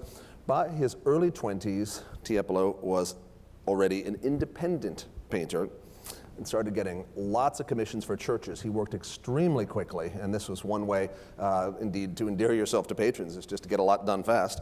But he also has another line of secular commissions, that is, paintings of secular subjects or for secular clients, patrons who are not part of the church. And this is what we feature on in the exhibition, to think about the interiors in Venice and this whole culture of impressing people that Casanova was so gifted at, as CD described earlier. Now both these artists had a huge output. Canaletto, well over 500 surviving paintings. Tiepolo, more than 300 surviving paintings. Many of these are enormous, as big as this slide screen. Colossal in scale. Each of these two artists was an accomplished and prolific draftsman. Hundreds and hundreds of drawings survive, and you have to assume that many, many more, which were used in the production of paintings or the generation of ideas or given away, have since disappeared. Both were also great printmakers. They produced lovely etchings of real delicacy, and these prints really reward close looking. But in the exhibition, we decided to concentrate on the paintings of these two artists, which are truly spectacular. Both artists, Canaletto and Tiepolo, had extended sojourns away from Venice. They were expatriate artists. Canaletto spent nearly 9 years working in England. Tiepolo also worked in northern Italy, southern Germany, and in fact in Spain. He spent the last 8 years of his life in Spain, Tiepolo dying there in 1770. And indeed, an important theme in the exhibition in the Kahn building is the idea of expatriatism. That is, living away from home, the particular challenges as you seek your fortune or adventure or love in a different city. And it's a key topic in Casanova's memoirs about being homesick or returning to a place or remembering a place fondly or being really out of sorts in a place he didn't understand the customs, the language, how to get around. And this idea of being away from home, both an advantage and a handicap, is a theme in the exhibition, and there are many Venetian artists, actors, playwrights, courtiers, diplomats who find themselves in this position of being far from home. But true to the title of this talk, Canaletto and Tiepolo are an odd couple. Their artistic production was very different in its goals, its appearance, its subject matter. They cultivated very different specialties. You can't confuse the work of one for the other. Tiepolo worked in varied media, including fresco. Remember, fresco is the Italian word for fresh or cool. It means you're painting in fresh plaster on a wall. Once this patch of plaster goes up on the wall, it will dry by the end of the day. It's called a giornata, day patch, and it's a game of beat the clock. You have to work as quickly as possible. You get 1 day before the plaster sets. If you don't like it, you've got to chisel out the plaster and start again. But if you do like it, it forms a chemical bond with the wall, and extremely beautiful and very, very durable. Now, Tiepolo worked at the top of the market intellectually in that he was a specialist in the lofty genre of history painting. By history painting, we mean paintings of significant human action. The topics often come from a text, from a book, history, mythology, religion, literature, typically lofty themes, with the point being these are universal goals, gods, goddesses, saints, things we should look up to ennoble ourselves. Canaletto, by contrast, specialist in the city view, the veduta. He used oil paints, painted a few times on copper, but really most of his output is oil on canvas. It is hard to do city paintings well, and Canaletto was the best, but view painting was not nearly as prestigious as history painting in the Europe of Casanova. Indicative of this, that history painting was just so much more esteemed, Tiepolo was the first president of the Venetian Academy of Painting and Sculpture, but Canaletto, in fact, wasn't even elected for about 6 or 7 years, so that's a sort of difference in the status of these two arts. Now, the higher status of history painting hasn't held. Different tastes in our day. Right now, the best view paintings, the top painting by Canaletto, will be much more valuable than a Tiepolo. So those things have changed economically. Both of our artists were very famous across Europe in their lifetimes. One reason, in fact, why they traveled so much to reach other markets and people who demanded their talents. Both of these artists were understood as great innovators in their day, taking their art to a new level. Contemporaries remarked about this. They pushed the edge of the envelope in their respective genres. But at the same time, both these artists were deeply part of the great Venetian tradition, in that both artists looked back to Venetian painters of 200 to 250 years earlier for inspiration. So here, the great Canaletto view of the Molo from the El Paso Museum of Art. We have this in the exhibition along with its mate, view looking in a different way from the Memphis Museum. So we're very excited about that.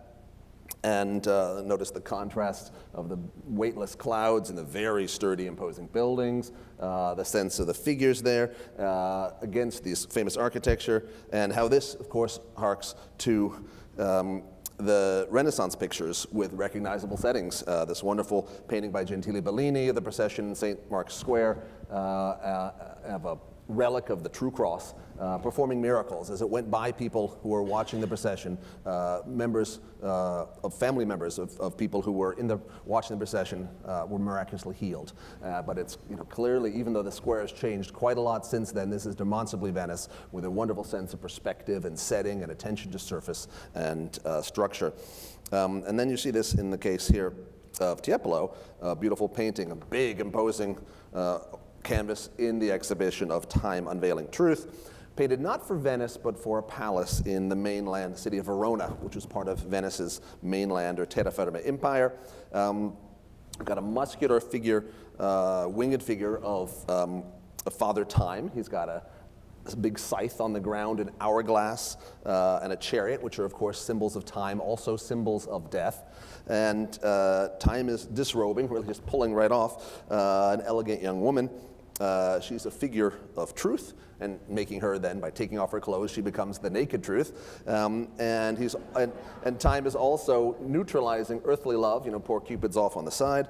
And paintings like this, with these elegant women, kind of haughty expressions, big thick necks, beautiful blonde curls, and this kind of drapery, sense of drama, intertwined bodies, of course, looks back to paintings by Paolo Veronese and other artists of the Venetian mid-16th century. And it's also just worth noting, speaking right after a brilliant exposition of clothing in the day of Casanova, to notice that there is, on the upper left of the Veronese, a chemise or a kind of nightgown thrown over the wall there, very human clothing, even if this is actually the goddess of love.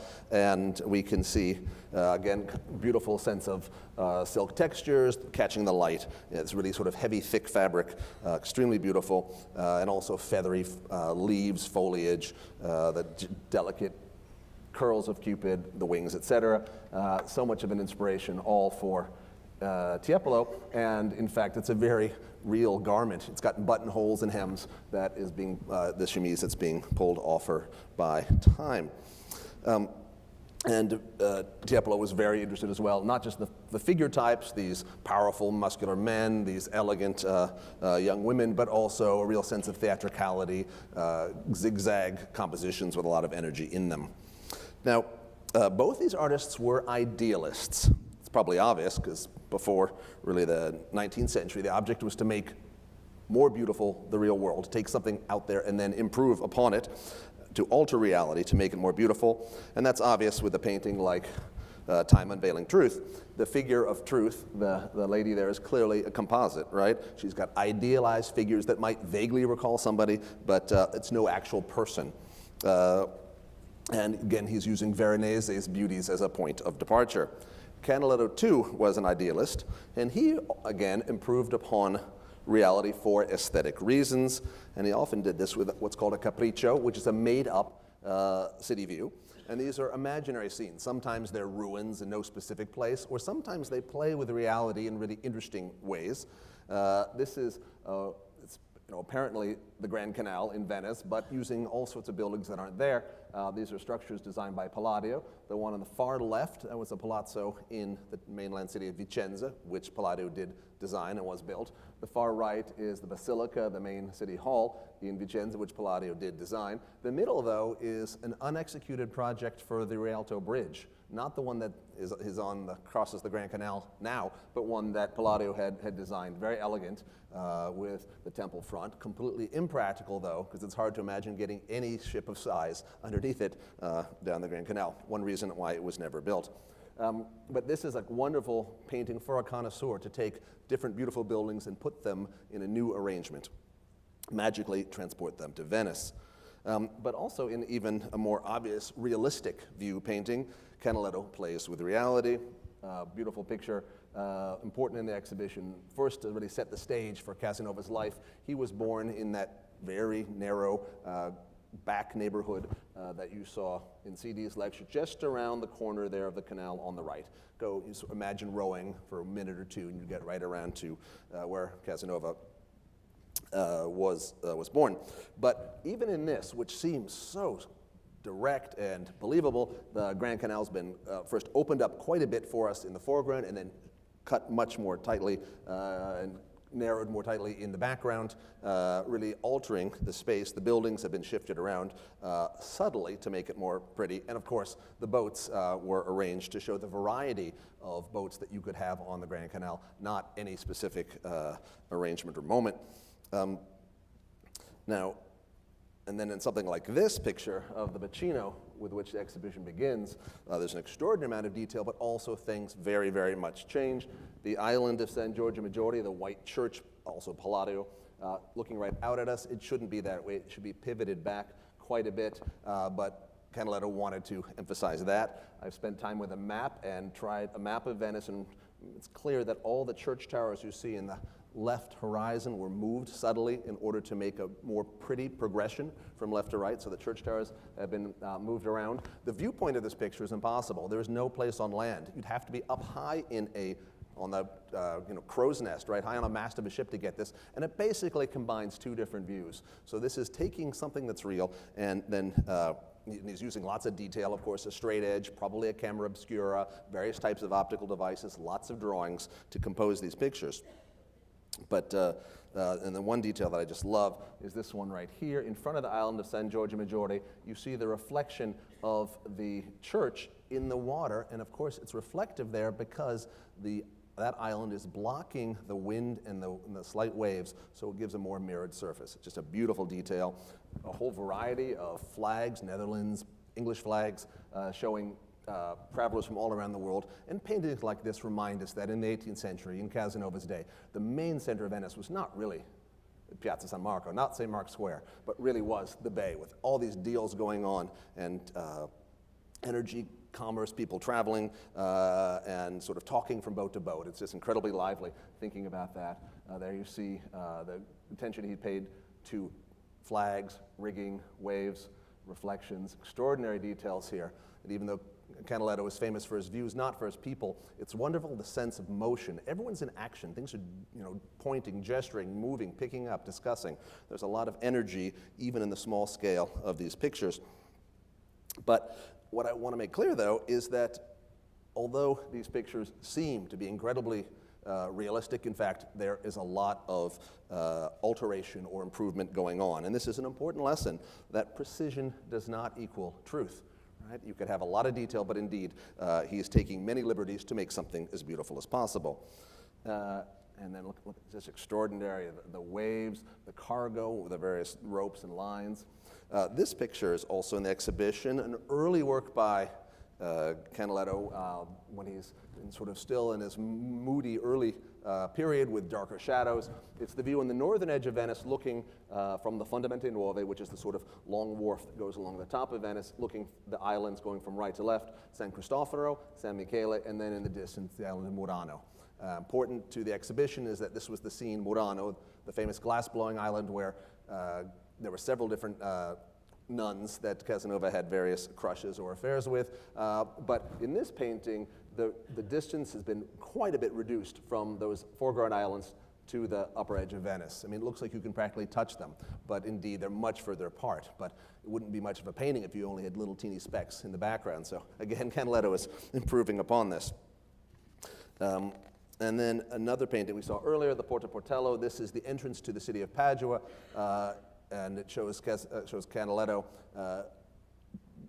having great skill with plants, gardens, ruins, walls, boats on a different kind of surface, and then of course the artful way that the clouds are placed in the background to accentuate the shapes of the buildings. Now, Canaletto paints outside of Italy even, as I mentioned, a long sojourn in England, which is the later 1740s and early 1750s.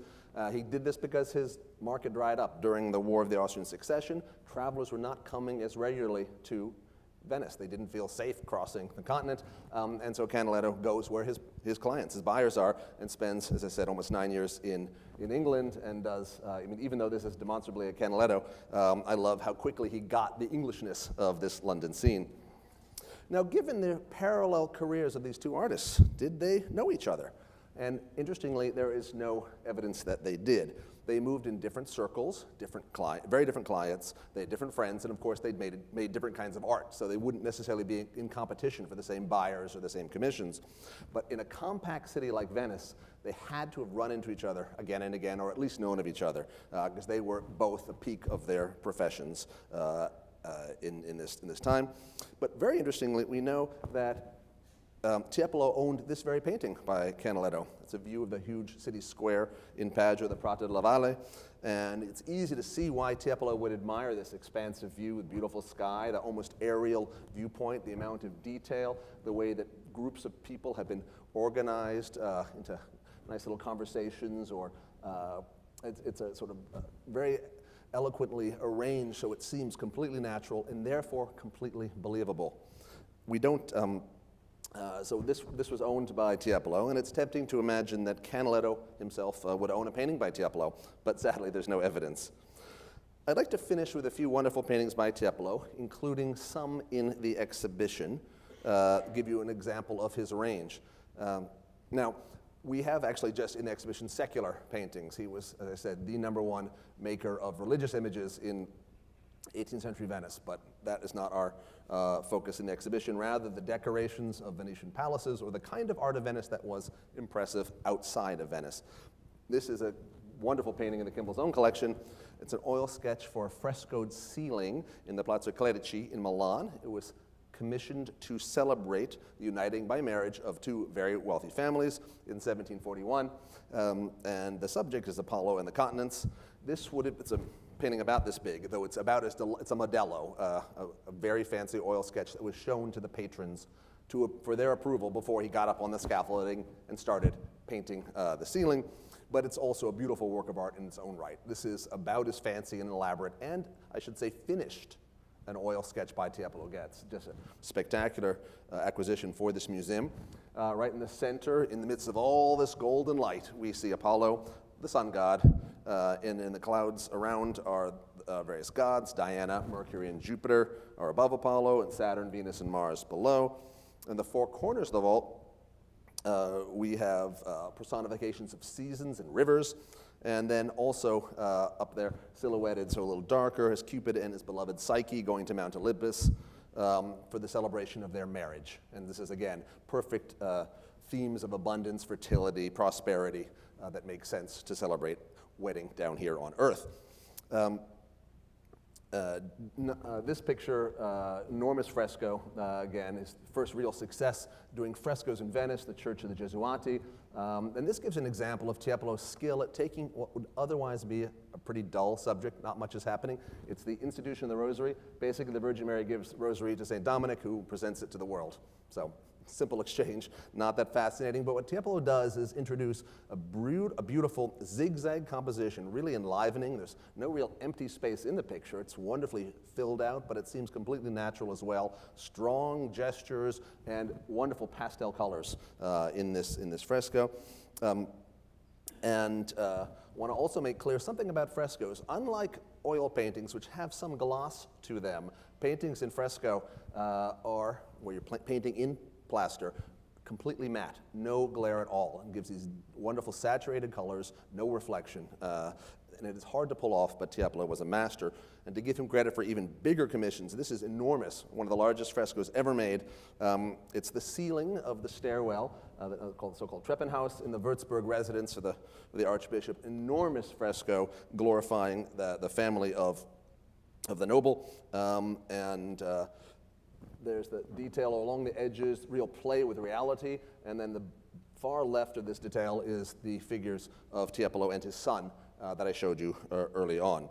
And this is an extraordinary undertaking, does in just about a year and a half, and needless to say, this fresco is not in our exhibition.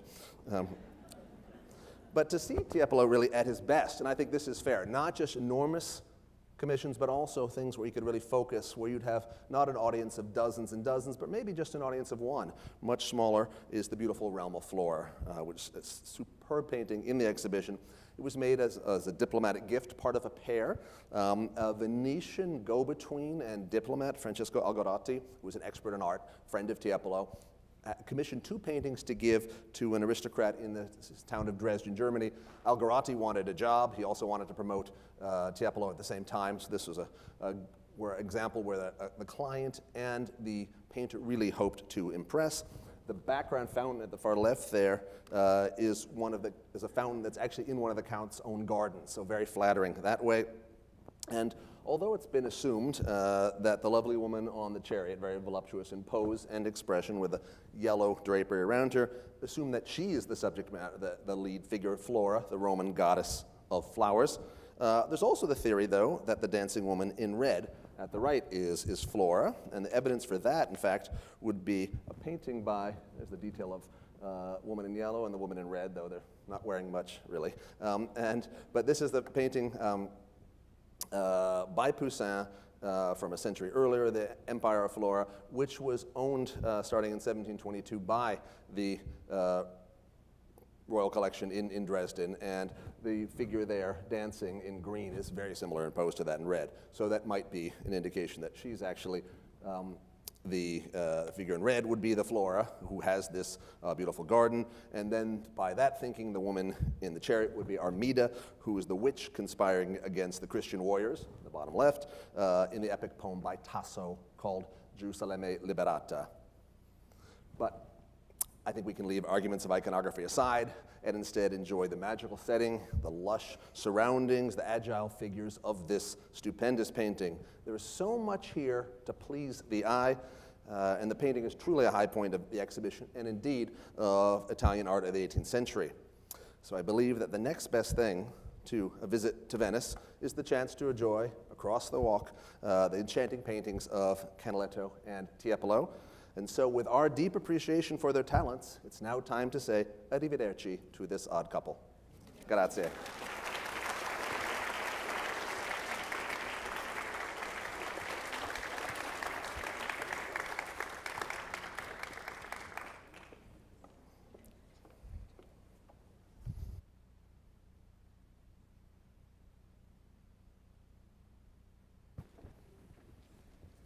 Well, it's now time to say bonjour, because we're moving back to Paris.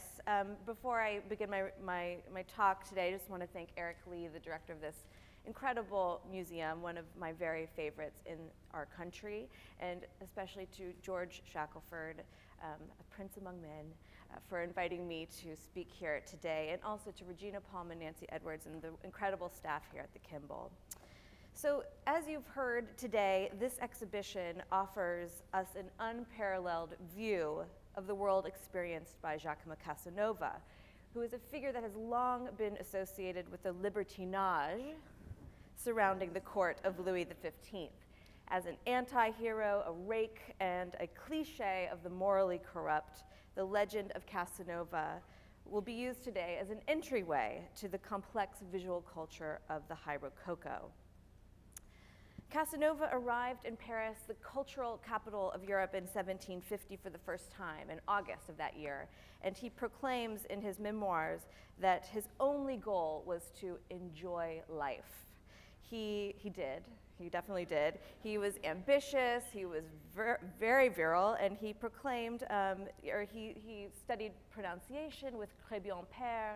He argues philosophy with the greatest philosophers in the city. He visits all of the best literary salons, and he was having a great time. He comes back to Paris in 1757 to 1759, and on this trip he was even more determined, again using his words, to make acquaintance with the great and powerful, and to play the chameleon to all those whom he should see it was an interest to please. So during these first 2 trips to Paris, he comes back several other times, but these are really the crucial moments of his infatuation with French culture. He ingratiated himself into the innermost sanctum of court culture, and including forming a relationship with the king's maîtresse en titre, or his official mistress, Jeanne Antoinette Poisson, the Marquise de Pompadour. Pompadour was the daughter of a financier who had been exiled for fraud, and she had been groomed since childhood to one day become Louis XV's consort. And she remains in his good favor for over 19 years, long after their sexual relationship had cooled. And she ultimately would become one of the most important tastemakers in 18th century France, and she would wield great influence on the artistic and intellectual life of her time. And here I'm showing you, you've seen this briefly already, but this is really one of the masterpieces in the exhibition, coming only to the Kimbell, might I add. This is a white marble bust of the Marquise, on loan from the Metropolitan Museum of Art, and it was commissioned at the height of her power in 1748 and not completed until 1751, and she would have been 27 years old. And she intended to display this bust at the Chateau de Bellevue, which was one of the many residences built for her by the king, but it was completed the same year, also in 1751. And we know, interestingly, quite a bit about the commission from the artist, Pigalle himself. He talks about taking a carriage outside of Paris several times to study her from life, making preparatory clay models, and then he went back to the studio and he finished the sculpture there. And you know, the likeness is not overly idealized. You see her nose, it's whiter at the tip. She has this great soft double chin, which we see in many portraits of her, and her eyes are a bit too prominent, which we also see over and over again. And the eyes are really quite remarkable, mind you. You can't get too close in the exhibition, so this is a nice opportunity, but Pigalle marks the iris with an incised ring, and it creates this wonderful kind of blank expression, makes her seem very powerful indeed. And he forgoes contemporary dress with a kind of half contemporary, half nude. We see, of course, her bare breast here, and this is the lace that Pamela was talking about in detail here, and this wonderful detail of her monogram right here. So Pompadour is going to offer us a valuable gateway today into Casanova's Paris. And not only is she important as a gateway again into visual culture, but Casanova was very intrigued by her. He likes her in the beginning because she flatters him. She says that he's witty, and in part it's because he's trying to speak French to her, and he has very poor pronunciation. But what really, he admired her because he saw her as someone who had used her intelligence to get to where she was. And both Casanova and Pompadour in this way have a kind of parallel mythology. Each kind of undergoing a metamorphosis. Casanova would do this each time he enters a new city, and Pompadour kind of accomplishes this through her patronage, and we'll talk about that as we go on. So here I'm showing you a drawing which is in the Louvre, a large-scale drawing by Charles-Nicolas Cochin, who is a wonderful, interesting artist. He was secretary of the Académie Royale, and he was a famous pessimist, by the way. But he makes these wonderful renderings of all of the amusements at court. And here I'm showing you an extravagant masked ball. We'll actually switch to the engraving, this impression is from the Bibliothèque Nationale, but in the show we have a wonderful impression from the MFA Boston. But here we are in the Hall of Mirrors at Versailles, and we are looking at the wedding, or a mass ball in honor of the wedding of the Dauphin and the Infanta of Spain, Maria Teresa Rafaela. And this ball came to be known as the Yew Tree Ball because the king and his 6 friends here dressed in green papier-mâché costumes in the shape of trees, topiary trees. And, but there's so much that we can learn from this. It's maybe a little bit hard to see from where you are right now, but the really interesting costumes of people dressed in Turkish dress and chinoiserie fashion, which is indicative of a kind of a height of exotic costume that was really at play in Paris in the 1740s. But I'm showing this to you right now because it was here in this crowd that Pompadour and the king have their first public meeting. And where is she? She is in profile talking to, oh, here she is, right here. Here they are. But if we just go back for a second, what's really fun is that these people are kind of piled up watching all of the intrigue that's happening below. But anyhow, so this was a famous moment, and everyone, of course, was watching Pompadour talking to the tree. By the way, she owned a framed impression of this print. It's listed in her posthumous inventory, so it suggests, of course, its sentimental significance. Now, when Pompadour begins her liaison with the king, she was a non-aristocratic member of the Parisian financial class. She's only 23 years old. She had left her husband to begin her life with Louis XV. She has no personal wealth. She has no art collection, no jewelry, no lace, or she probably had some lace, but not a lot yet. And she had to really restart her domestic life. And this is another biographical detail that wouldn't have been lost upon Casanova. Oh, here's my help here, right? Okay, this portrait of the Marquise de Pompadour, which will be in Boston, the Boston venue of this exhibition, has served as the basis of much scholarship surrounding Pompadour's iconographic program. It really, I think, wonderfully mirrors that quote that I started with about Casanova, his desire to play the chameleon with an interest to please. And you know, as I already mentioned, Casanova's fascination with her was because of her intellectual and political machinations, and not just of her, but of her family and how they placed her at the helm of court culture. So ultimately, she would go on to amass several thousand objects in her collection, paintings, sculptures, tapestries, soft-paste porcelain, gems, furniture, and so on. But in this wonderful painting, we see her in a very kind of simple moment, or seemingly simple, in the act of applying makeup, or the act of applying rouge. And she's seated in this wonderful yellow brocade chair, and she's surrounded by all the trappings of the toilette. Here, the wonderful white powder puff is getting ready to be used. The mirror is angled in her direction.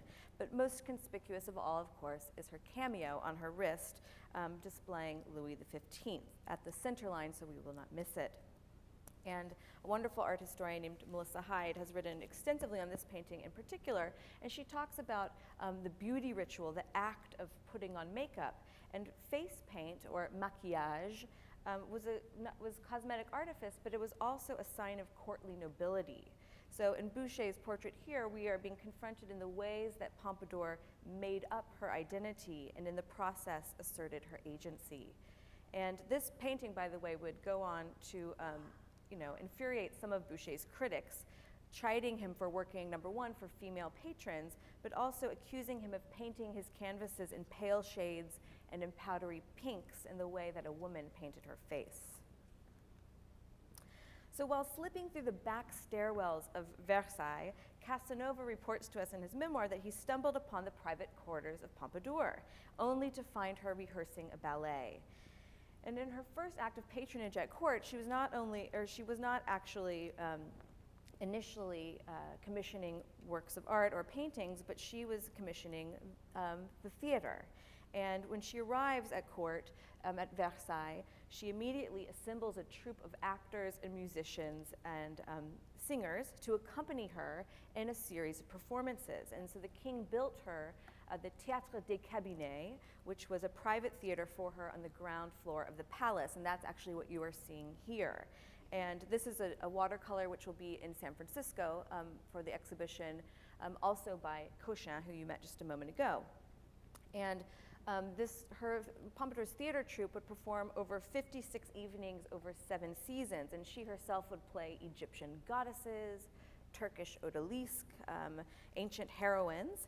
And one of the reasons I love Cochin so much is because he tells us so very much here in the somewhat small format. But here we see Pompadour performing a role from an opera by Jean-Baptiste Lully, and across from her is actually another member of the court. This is the Vicomte de Rohan, and up here, almost camouflaged, is the Marquis de la Salle playing the role of Polyphemus. He's about to lift up a boulder and squash his rival.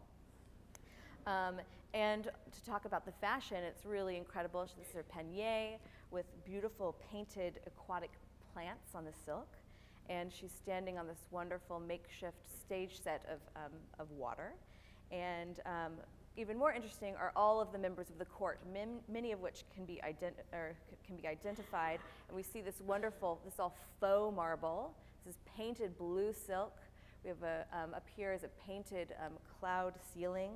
But most interesting to me is right here, we see the king and the queen watching the mistress. So this was not lost on Cochin either, of course. Now, Casanova claims that his friendship with Pompadour allowed him to move freely through the residences, not only of Versailles, but of Fontainebleau. And he writes that he prowled everywhere.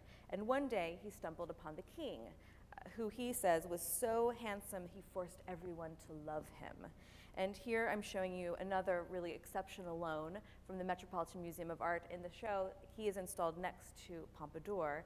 And this is a white marble bust by Jean-Baptiste Lemoine, one of the leading sculptors of the mid-18th century and was a favorite artist of the king.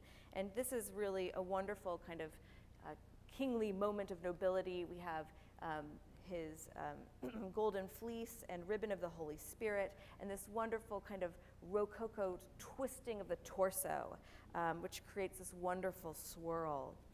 And so I don't think he's as handsome as Casanova might have claimed. He's a little bloated and aging, but he's certainly stately. And I should mention to you that this sculpture is believed to have been commissioned by the Marquise de Pompadour, and we believe it can be traced back to her inventory at the Château de Champs.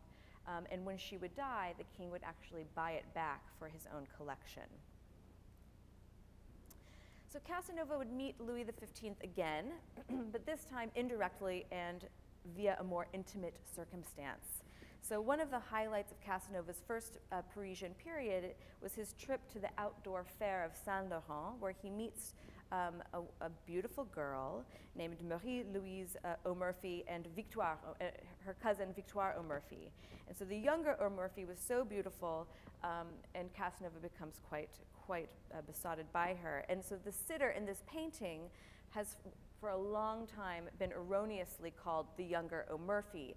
And this is because I believe when Casanova's memoirs are published in 1960, there's a particular passage that is so descriptive, and it's very tempting to link it to this painting, but this is, of course, not necessarily the case, but it's a good opportunity to show you this image. But anyhow, Casanova tells his readers that he was willing to pay 600 francs for O'Murphy's virginity, but instead, she's not interested, and so instead he pays a handful of dollars to a painter to depict her naked. And he writes, this is a quote from the book, he says, "She was lying on her stomach, resting on her arms, and her bosom on a pillow. The skillful artist had drawn her legs and thighs in such a way that one could not wish to see more."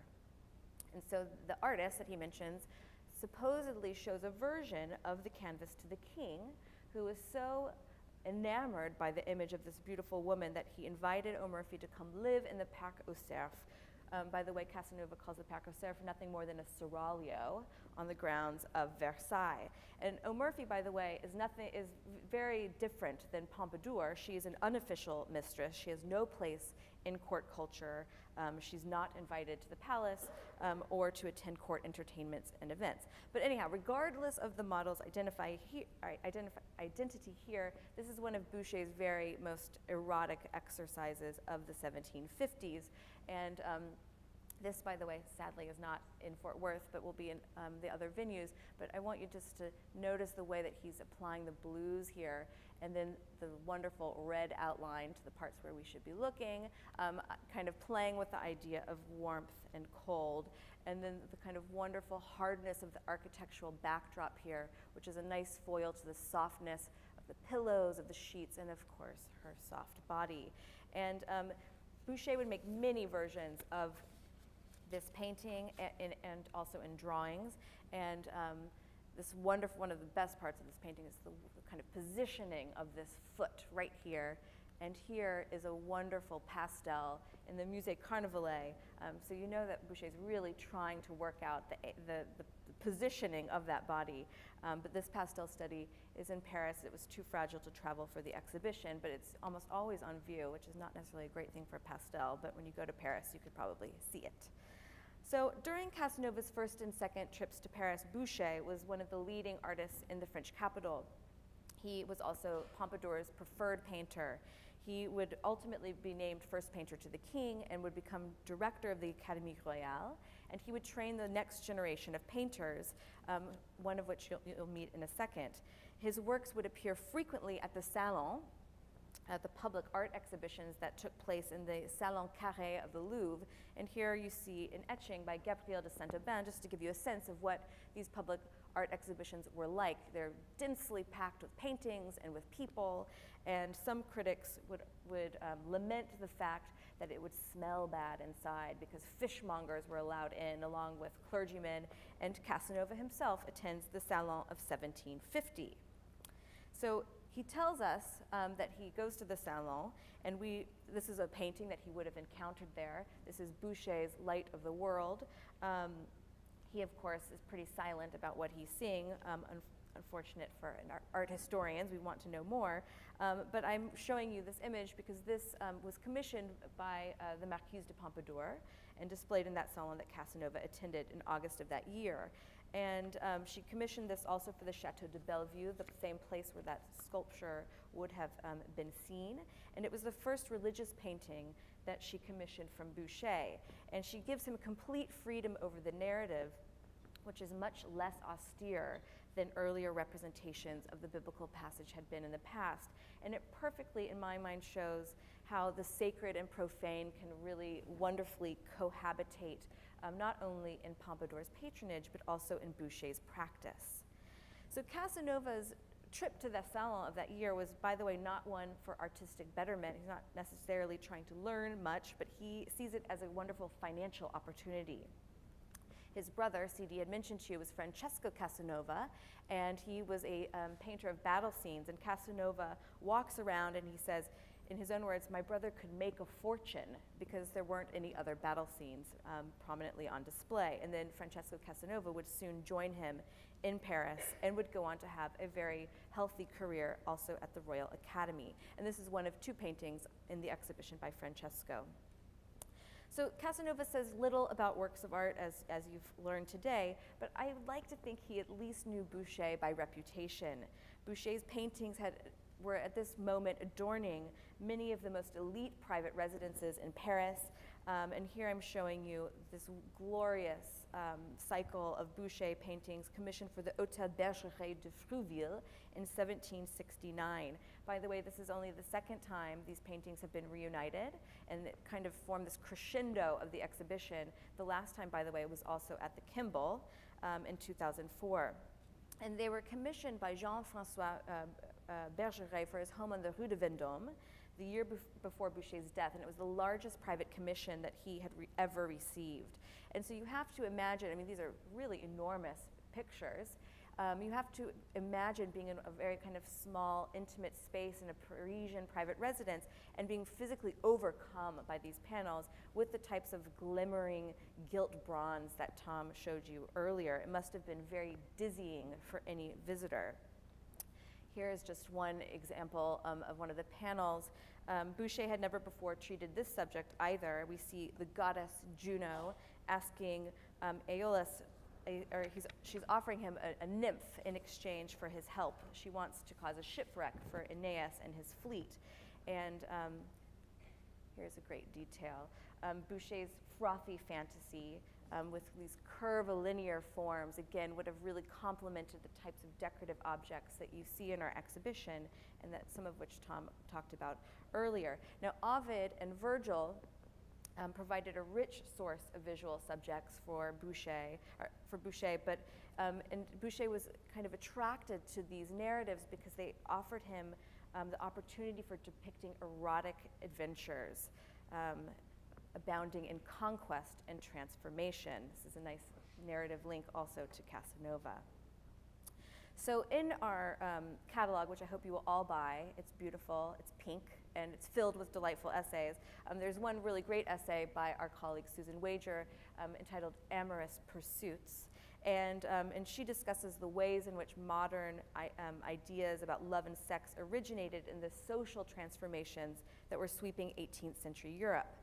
And let's go ahead. And here I'm showing you a painting by Louis-Jean-François Lagrené. This is Mars and Venus, and this really exemplifies the type of sexually charged mythological painting that would start appearing more and more as the century progressed.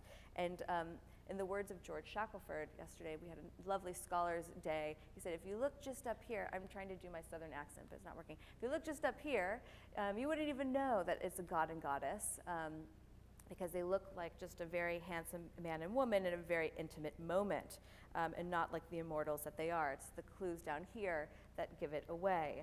But here I just want to show you these wonderful details. This is very, very seductive here, really lovely. But when critic Denis Diderot saw this painting at the Salon of 1771, he remarked that the figures, let's go back to them, that they look nothing more, or the figures looked more like a handsome country boy and a pretty trollop than a god and a goddess. And so he's joking, but this would have been infuriating to someone like Diderot. Here they are again. And Diderot did not see this picture as far as we know, but he would have hated it too.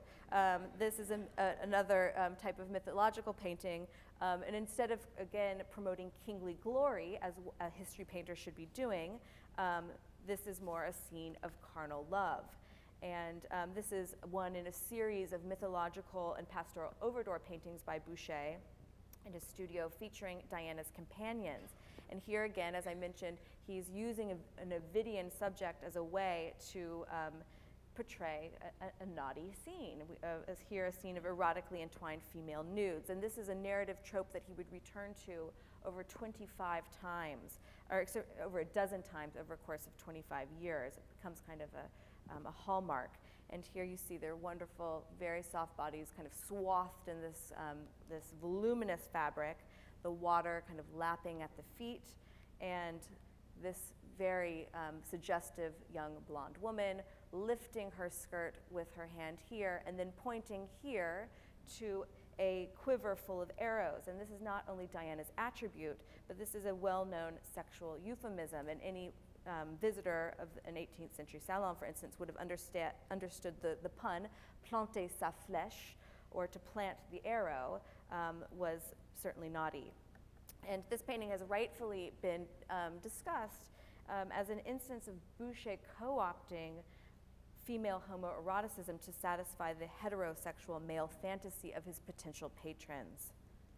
And here I'm showing you a work by Boucher's most prized student, Jean-Honoré Fragonard, who preferred scenes of everyday life charged with this Casanovian sense of libertinage over the heroic mythological genre in which he was trained and certainly intended, at least in his early career, to become a history painter. And he would soon kind of eschew that part of his work in favoring cabinet pictures for private clientele.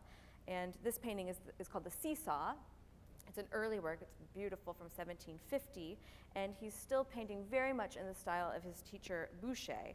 And we see this young couple in this kind of rustic setting, seemingly innocent and playful, but the whole painting, of course, is alluding to a sexual encounter. We see a makeshift seesaw, she's grasping the branch, the shape of the branch really kind of echoed in these accoutrements right here, the wine jug with its long handle, and etc. And the notion of swinging women or women on swings had appeared with great frequency in the 17th and 18th century, particularly in print culture. And the idea being that swinging quickens the heartbeat, but it also sets the body into rhythmic motion.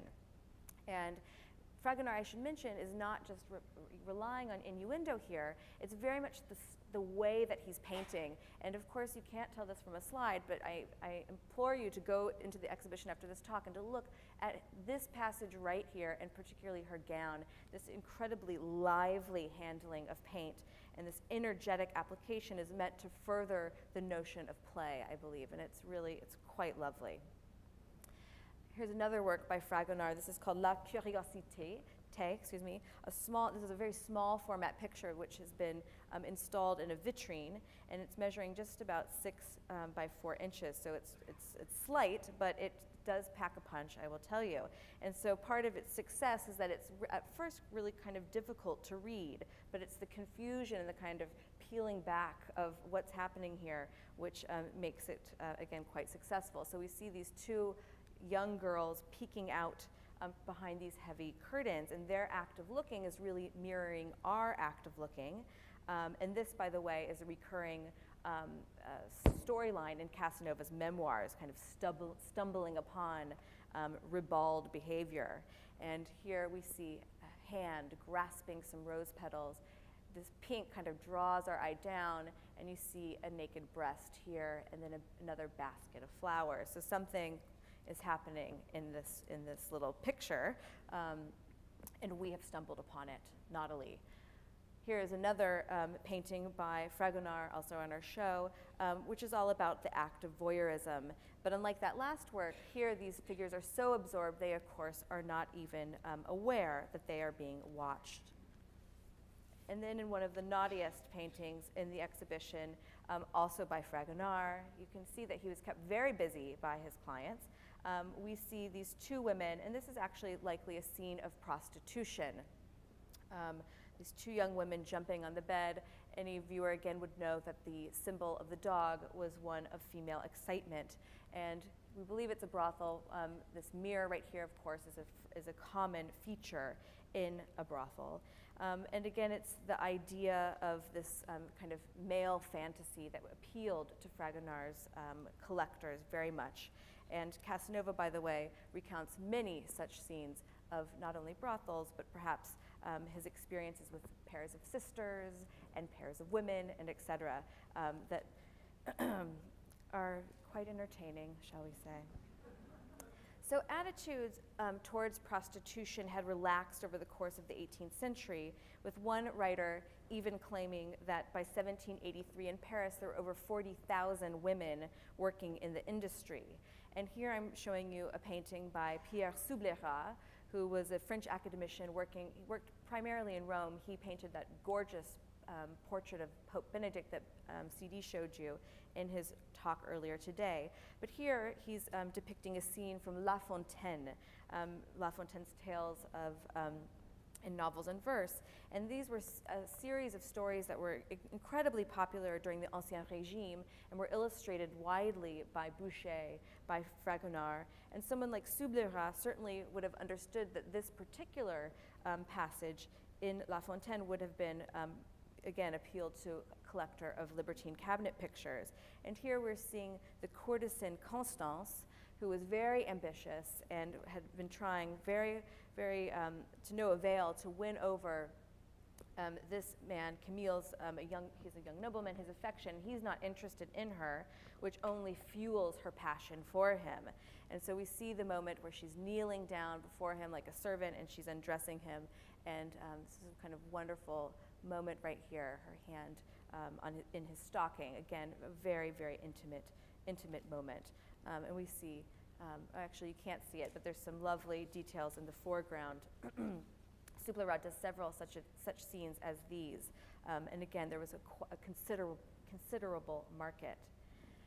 Now, as I begin to conclude here, I want to just remind you that when the French court had passed from the Sun King, Louis XIV, to the supposedly licentious regent, Philippe d'Orléans, and then to Louis XV and the time of the Marquise de Pompadour, there was a proliferation of the libertine images that I've shown you today, and they appear with great frequency. But this is, of course, only one very fine thread in a very kind of very pointed entryway into 18th century art history. And as a concluding image, I'm showing you another one of those Boucher panels, this one belonging to the Kimbell, Boreas abducting Oreithia, which again was taken from Ovid, from his 6th book of Metamorphoses. And this image shows when Boreas, who's the wind god of the north, he has failed to win the hand of the Athenian princess. So he's stormed in and he's about to abduct her and rape her. And, but this is not a scene of violence. I mean, it's much to the contrary. This is sensual, it's illuminated with light, it's injected with those flourishes of frothy fantasy that I mentioned earlier.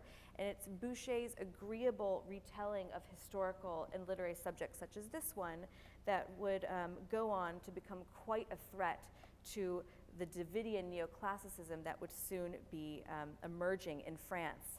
And by the time an artist like Jacques-Louis David, who becomes kind of a pillar of the French Revolution, begins to emerge, Pompadour would long be dead of tuberculosis, and Louis XV would be on his way out. And Casanova, by the way, his love affair with France would long be over.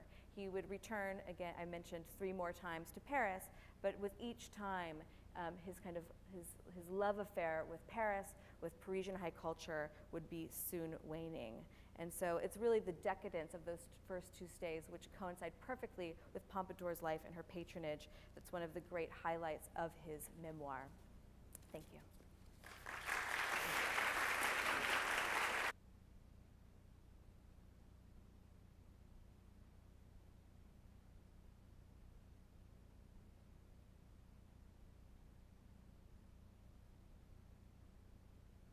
Extend my thanks to all of our speakers and to all of you for coming out this morning, and urge you to come back again and again and tell all your friends about how wonderful this exhibition is and about how much you learned at the Kimbell Art Museum. Eventually the symposium talks will be on the World Wide Web on our YouTube channel, so you can refer other people to them. And we are very, very happy to have had you all here this morning, and I wish you a wonderful afternoon. Thank you.